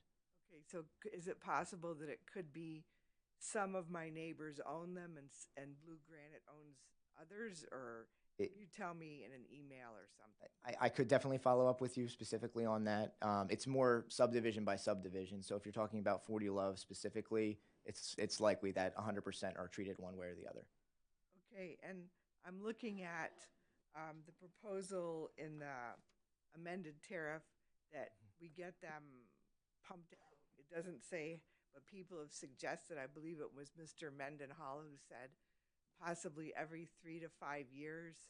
Is that your understanding? That the homeowner could be responsible for that, or Blue Granite?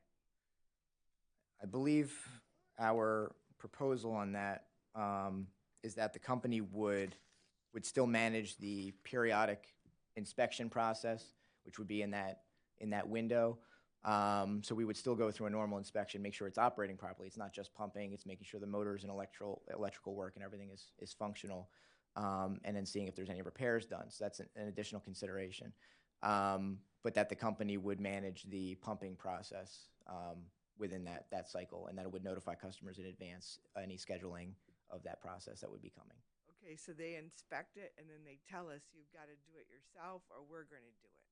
Is that how it would work? The company's initial proposal was that it would be that the company would manage that process with certified contractors that we're aware of and utilized to do that kind of work currently and historically. I believe the proposals from ORS kind of modifies that a little bit and puts some more parameters around that, and the company's amenable to allowing the homeowners some more flexibility with that. But again, I think we still have some differences on some vulnerabilities the company might have to potential for spills and things like that in emergency situations. So there's an emergency. You're saying in case of an emergency, Blue Granite should be responsible for it, but otherwise for routine maintenance, the homeowner could do it because we could do it more cheaply. Well, I guess I'm not sure about the cost that would happen between the company or a customer doing it. I haven't seen customers doing it themselves and what those costs would be. Yeah, there are vendors that it's usually about 150 to 250, and I've heard Carolina Water Service in the last case quote cost of like they would do it for $400. So there's quite a bit of a difference. And it could vary again based on whether there's access issues or inspection issues or maintenance issues as well. So once you kind of combine the two those considerations, the dollars could vary more significantly. Okay, so I'm just making sure that you understand if something is agreed to, we need to have some say in that. I understand. Okay, what about this visual inspection port? Are those going to be installed? That's in the tariff as part C of that on page 11. Is that going to happen? And how much will it cost? So I'm not in engineering or operations. I'm on the finance side, so I'm not as familiar with some of the eccentricities of the tanks. My understanding is that to do the periodic inspections, we need access to the tank, one, to be able to get to the tank in the first place, whether it's raised or under a driveway or a porch someone built or things like that. That can happen over time if people aren't aware of where the tank is. So first it's getting access to the tank and then also having a port available.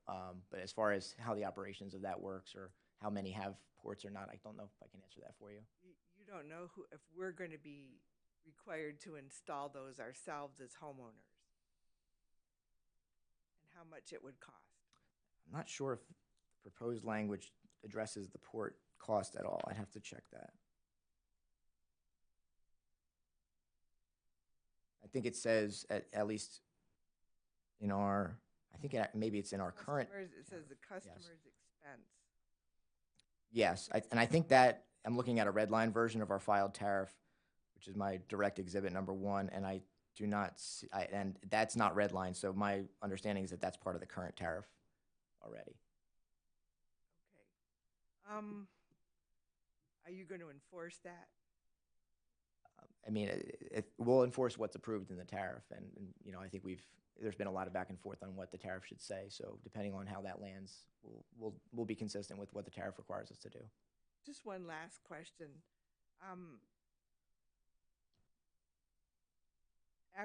you know, before the most recent, the 2017 rate case, we had emergency situations because of rain that were addressed by Ms. King.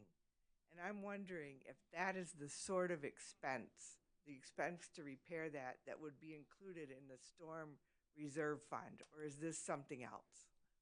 So the storm fund, the way we've proposed it, is more dealing with larger storms coming through, hurricanes, major windstorms, major flood events, and things like that. I think in 2016, we had significant cost increases for a flood event related to Hurricane Joaquin, for example. I don't know if it was deemed as being related to the hurricane or just part of the general storm or anything, but those we deemed as storm costs and not necessarily normal course maintenance, because it was over and above what we would do or see on a kind of a normal basis. So it has to be just a named storm, is that it? Like a hurricane? Where we're at in kind of the rebuttal in the back and forth of this in the case with RS's position is that we would utilize it for named storms generally. So items that require more significant mobilization and likely would cause more damage across our systems. Okay, thank you. Sure, thanks. Thank you, Ms. Valtorta. Department of Consumer Affairs. Thank you. Town of Irmo, Mr. Moore.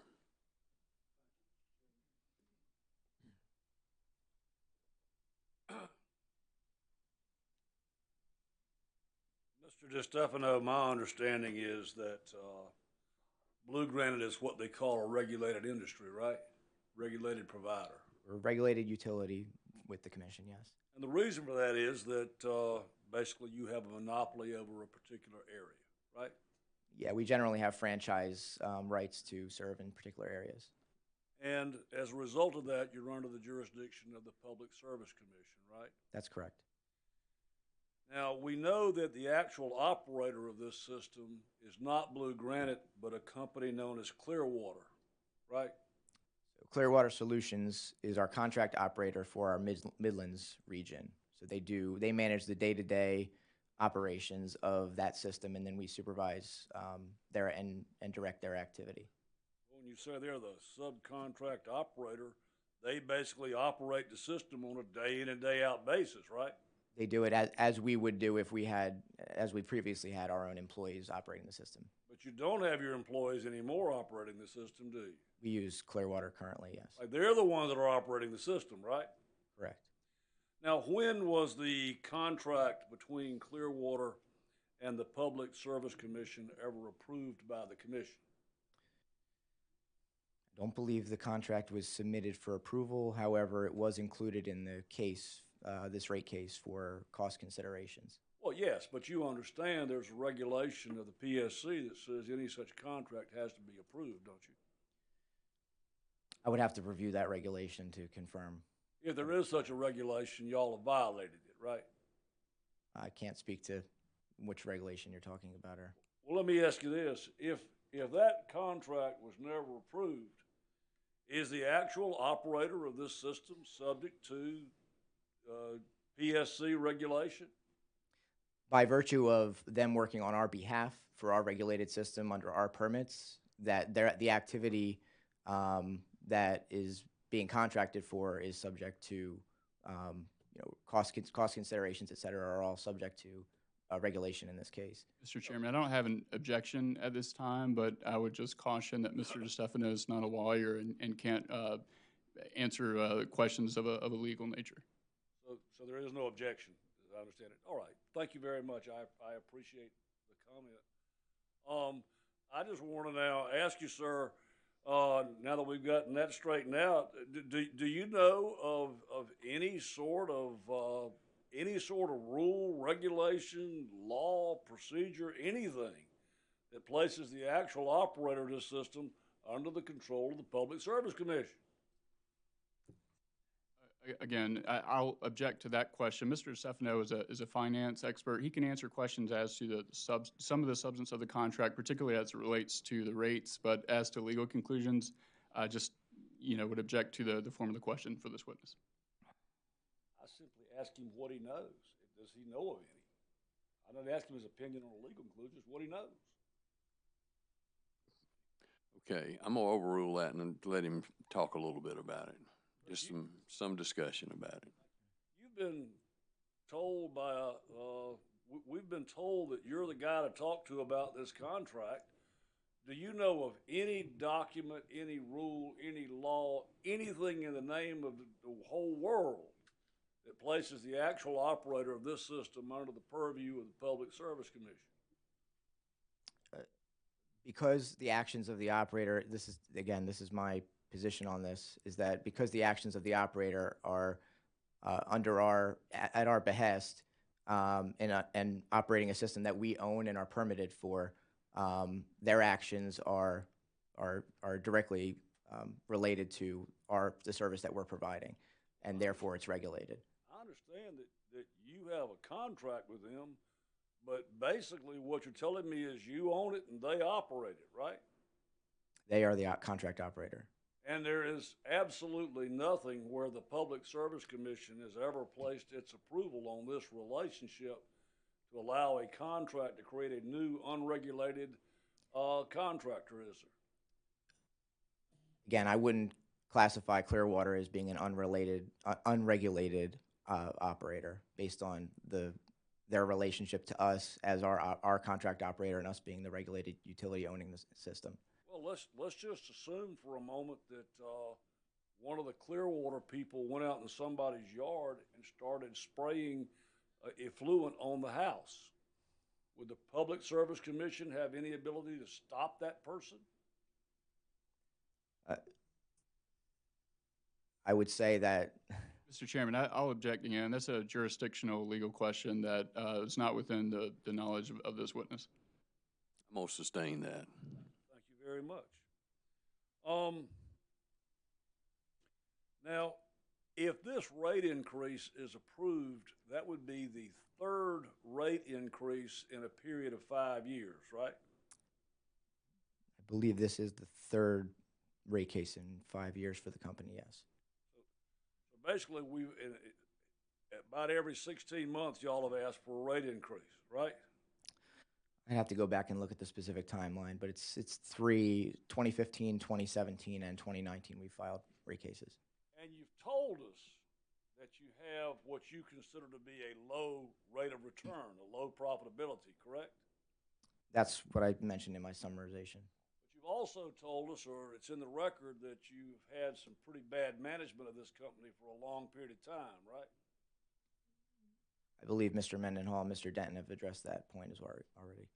You wouldn't attribute any of this low rate of return to the fact that you've had bad, inefficient management, would you?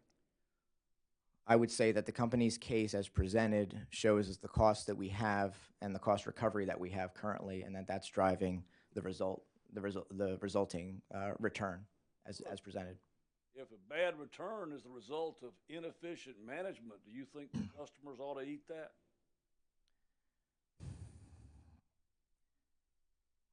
I would say as long as the commission has reviewed our reasonable and prudent costs, and they are deemed reasonable and prudent, we are allowed recovery of our reasonable and prudent costs. How can it be reasonable and prudent if it's been inefficient? Again, we're presenting numbers and cost recovery requests in this case based on current test year of information and pro forma adjustments to that test year. Right, I understand that. But basically what you're telling me is, well, let me ask you this. We now have new management, right? We have some new management personnel. Well, with new and efficient management, we ought to be able to expect better results even without a rate increase, shouldn't we? I guess it remains to be seen what the company's future returns will be. Well, if you had bad management and got bad return, you got good management, you ought to get a better return with what you already have, shouldn't you? The company's new management has already generated improvements, and this case includes some cost savings as well right. from those improvements. The new guys are making more money, right? I'm not sure what you're requesting there. The new management's, you say, has improved the profitability, hasn't it? The new management has made some management decisions that have already generated and incorporated in this case some cost savings for customers. Well, do you stipulate, do you agree with me that the amount you presently are receiving is the highest rate in the Midlands? I'd have to look at the other rates that are present in the Midlands. Sir, you're telling me that you're coming in here and making this sort of request that's going to have this sort of impact upon ratepayers, and you haven't even bothered to compare what you're charging now to the other providers in the area? Is that right? Cost comparisons to other, rate comparisons, I should say, to other providers in the area are often an apples to oranges application based on whether the provider is regulated, not regulated, what their service territory is, the nature of their customer group, and things like that. Well, let's compare apples to apples and oranges to oranges. It would be wrong for you to be paying top dollar and getting bottom level price product, wouldn't it? Again, the company is looking for recovery of prudent and reasonable costs as deemed by the commission. Right, sir, but if there have been years and years and years of poor management which have resulted in the fact that the commission has allowed you to charge a top dollar and still deliver poor service, that wouldn't be right for the customers, would it? Again, that's up to the commission to decide. Right, it's up to the commission to decide. That's right. Yeah, but they ought to be able to consider those things in passing on whether you ought to now get your third increase in 5 years, right? Commission can consider whatever they deem relevant in setting rates. Now, you talk about this additional several $1 million cost you're going to get. I believe it was $4 million I wrote down, with the additional cost of hooking on to the City of Columbia, right? I'm sorry, but can you be more specific? Yes, when you closed the Friars Gate, you hooked on to the City of Columbia, right? Yes, we interconnected with City of Columbia for sewer. All you really do right now is you have a collection and transportation system and somebody else treats it, right? For that system, we have a collection system, and then we pay treatment costs to the City of Columbia. Right, so you don't treat it anymore. No, but we pay for treatment. How much money did you save by eliminating the treatment of the effluent from the Friars Gate Basin?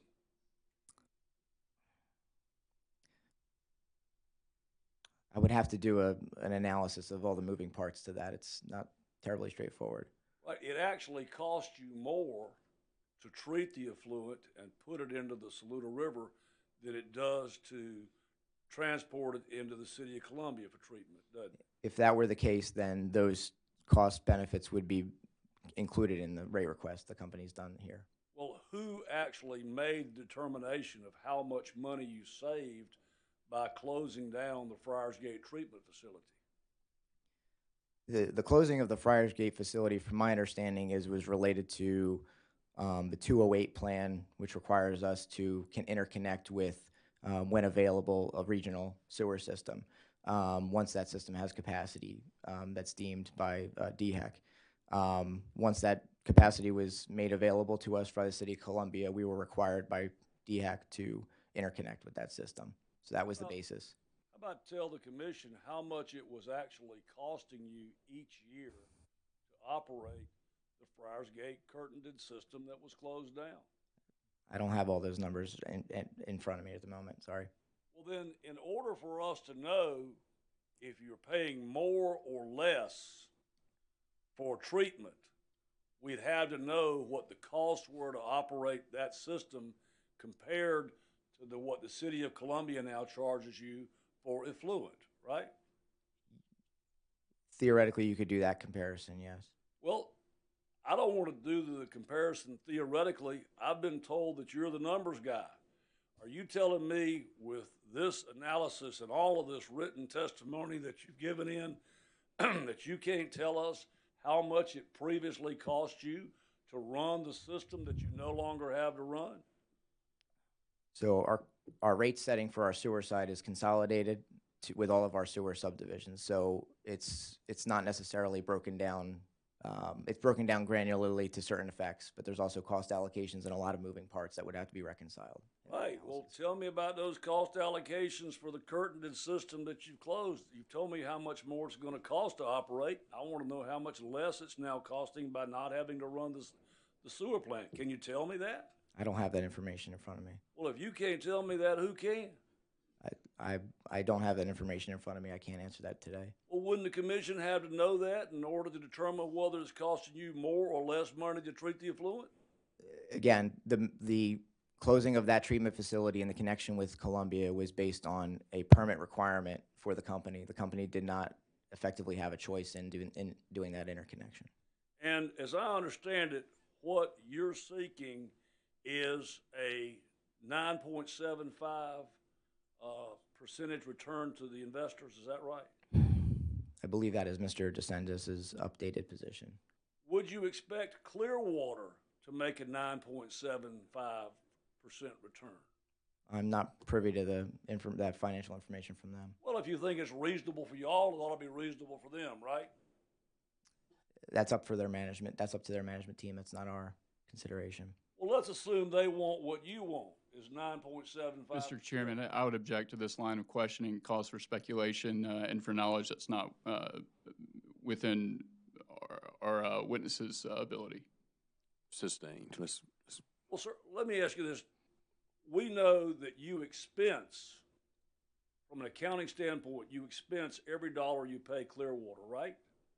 Yeah, we've been expensing the contract amount, yes. And you want a 9.75% profit on every dollar you pay Clearwater, right? That's incorrect.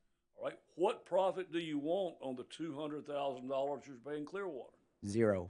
Zero. O&M costs are a no markup, dollar for dollar cost recovery from customers. Well, let me ask you this. Is Clearwater making 9.75%? And Mr. Chairman, I would object to the question and cause for speculation. Sustained. Do you know how much Clearwater is making on actually being the real operator of this system? I'm not aware of what their financials are.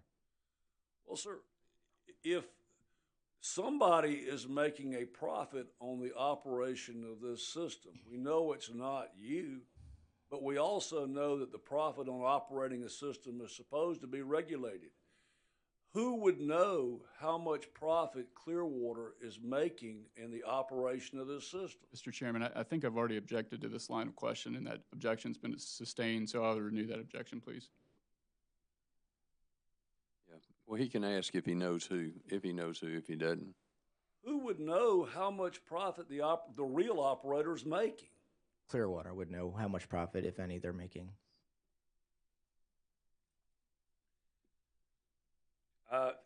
But Clearwater is a company. Who is the person at Clearwater who could tell me if they're making 10% or 20% or 50%? Someone probably in the financial department of that company or leadership. I'm not aware. Certainly, you wouldn't expect the ratepayers to pay a 50% profit, would you?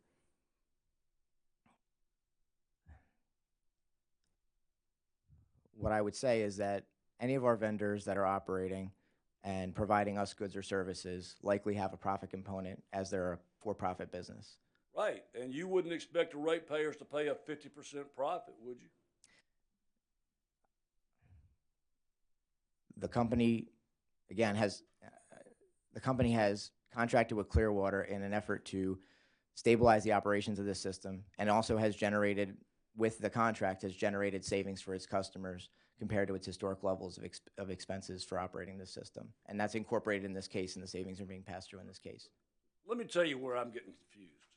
My understanding is that the state of South Carolina grants monopolies to utilities. And as a result of that, the operator is supposed to be regulated in regard to the amount of profit that can be made. You would agree with that, right? An authorized rate of return is set for the shareholders' return. It's not a guaranteed return. Right, an authorized rate of return. But in this case, by drafting a contract, you are the technical approved operator, but we know we have a real operator, which is Clearwater Solutions, right? Clearwater is, again, operating the day-to-day of the system. Now, if, and since we don't know, but let's assume for a moment that Clearwater was making a 50% profit by operating this monopoly, it would not be appropriate for the ratepayer to pay that, would it? Again, the costs that the company is paying to operate this system are lower than its historic going expenses to operate this system, and this agreement has generated savings in this case for customers. Well, sir, if they're lower, how come you're in here asking for a rate increase? Because we have capital investment of over $23 million since the last case, and we have pass-through costs from our water and sewer service providers that we need recovery for. Well, yes, sir. And you've also been able to save money by closing the plant. But again, I want to come back to my question. We don't know what Clearwater is making, and we know that Clearwater is the real operator of this monopolistic system. We also know the law says that the operator is supposed to be subject to limitations on the amount of profit because the operator has a monopoly. Now, I want to know this. If Clearwater is making a 50% profit, ratepayers shouldn't pay that, should they? Mr. Chairman, these questions have been asked and answered. There have been various objections in this line of question. I would object and renew my former objection. Okay, we're going to sustain that. Thank you very much. Thank you. You're now paying the City of Columbia on a per gallon basis, correct? Yes. But you're not charging the customers on a per gallon basis, are you? That's correct. Have you ever made any inquiry as to the City of Columbia as to whether they would be willing to share with you the amount of water usage by the customers in Friars Gate? I have not made a request myself, no. Have you has the company ever made a request of the City of Columbia? Hey, would you share with us the water gallon use so we can do a per gallon rate? I'm not aware, but I am aware of previous instances of that happening in other jurisdictions, and it can be a quite complicated process, and you obviously need the cooperation and efficient facilitation of that data from that entity. And we don't know that's impossible in this case, do we? We don't know it's possible either. Because you haven't tried, right? I'm not aware of us having that discussion with City of Columbia. And have you ever asked the town of Irmo, hey, would you facilitate getting that information for us through the City of Columbia? I haven't been involved in any conversations like that. Well, one thing we do know is that you charge on a flat rate basis, but you pay on a per gallon basis, correct? Correct. Now, that works to discriminate against the low user households, doesn't it? The reason that the company doesn't have volumetric sewer for Friars Gate specifically as a sewer only system, and which isn't served water by the company, is first of all, it's impractical to while it's practical and important to have a interconnection meter for sewer flow, it's impractical and cost prohibitive to have one on an individual customer basis. So on sewer only systems, served systems, it's practically it's not practical rather to do volumetric sewer billing. Well, but the City of Columbia has meters, and they can give you the information if you just ask for it about how much water is used by how many houses. So if they did that for you, you wouldn't have the problem you just described, would you? While it may be possible for them to provide data, it would take a lot of effort and discussion and negotiation with them to obtain that data and make sure it's obtained accurately and on a going basis, consistent with our billing cycles. Well, in order to treat people fairly, it might be worth doing just that, mightn't it? It's something the company can continue to look at for potential future tariff revisions. You say continue to look at, they've never looked at it, have they? I don't know if those conversations have occurred in the past. Your knowledge, they've never even tried. To my knowledge, that doesn't mean it hasn't happened. Well, let me ask you this. You would agree with me, let's get back to the question I asked you. The per customer, the flat rate, discriminates against the low volume users, doesn't it? So the company bills based on SFEs, single family equivalents, which is based on an expected flow rate based on home size or premise size. So the rate does vary, the fixed rate does vary depending on the size of the premise, if it's, materially different. You mean the big houses are charged more than the little houses? It's possible, it depends on the expected flow rate. Well, how about tell me how it varies? Let's say a 5,000 square foot house as opposed to a 1,200 square foot. How does that rate vary? I don't have that information. I'd have to go back and probably talk to our operations team to understand what differentiates the different SFE levels. Let's say I got one old lady in a 5,000 square foot house, and I got 8 children in a 1,200 square foot house. You telling me the old lady is going to be paying a whole lot more than the 12 children? Under our current tariff, it would be a flat rate for the same comparable sized home. Right. The low users are generally the older people, right? I'm not sure about that. Low users are the ones generally with the single person household on fixed incomes, right? It's possible, but that's not consistently always the case. Well, the way it basically is set up to work, it's totally arbitrary, isn't it? The way it works right now, it's consistent for all of our customers. Right. What that means, everybody pays the same thing. It don't matter how much you use. There's no volumetric component in the rate right now. Matter of fact, if I only flush the toilet one time in a month, I pay the same thing as somebody who's got 12 children and flushing it 20 or 30 times a day, right? It's the same flat rate right now. Matter of fact, if I don't even use it, I'm gone for a month, I get charged the same thing as somebody who's using a household with total family participation, right? Again, the customer charge is consistent. That's fair to you because it's easy, but it sure as heck isn't fair to the customer, is it? It can affect customers in different ways. It can affect customers in different ways because it discriminates against the low-end user, doesn't it?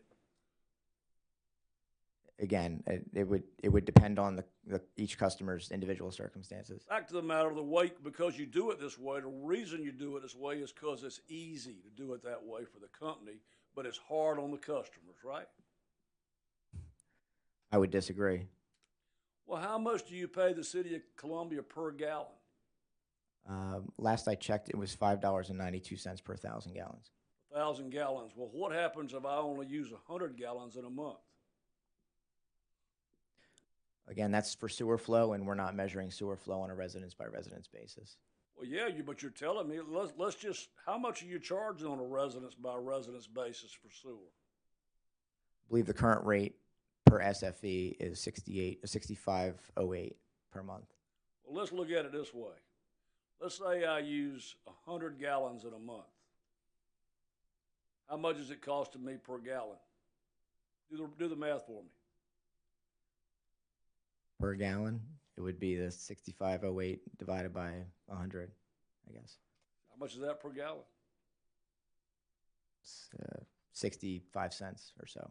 Now let's say I use 100,000 gallons. How much is it costing me per gallon? A whole lot less than 65 cents. It would be very different than 65 cents. How many customers do you have on the Friars Gate system? Last I heard it was about 1,800. That sound about right? Subject to check. We'll go with that number. Well, are you charging each customer how much per month for sewer? Per SFE, it's $65.08 per month. No, you're paying $65.08 per month. No, how much are you charging per month right now for sewer? $65.08 per SFE. And if you got the rate increase, you're asking for a 40% rate increase?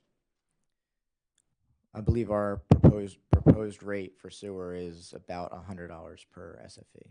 If you take $100 and multiply it by 1,800, tell me how much money you're seeking to secure from the Friars Gate area per month.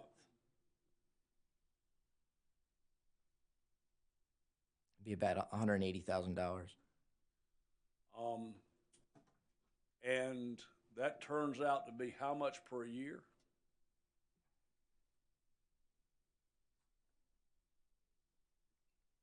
About $2 million, roughly.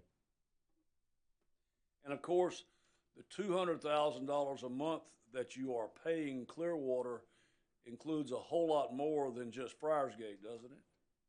Correct. It includes, it's 7,000 water customers and 6,000 sewer customers. So that means that Friarsgate has about 30% of the charges there, right? For the sewer side, technically. But again, we're working with a consolidated sewer tariff structure where all costs are pooled together across our sewer systems. Consolidated sewer tariff. Those are some big words. What does that mean? It means that for cost of service consideration, and rate setting consideration, all of the costs, recoveries, again, deemed reasonable and prudent by the commission for all of our sewer systems are consolidated into one revenue requirement calculation, and then our tariff is set to recover that revenue requirement. How is a discriminatory system that is totally arbitrary on a per gallon basis, how can that possibly be reasonable and prudent? I'm sorry, can you restate the question? Sure. How is a system that discriminates, how can it possibly be reasonable and prudent? Object to the question, the form of the question, Mr. Chairman. It's argumentative. Sustained. When you say reasonable and prudent, what do you mean by those words? Costs are reasonable and prudent if they're deemed to be providing service to the customers and providing benefit to the customers. Deemed by who? By the commission, who's the regulator. Right. Thank you, sir.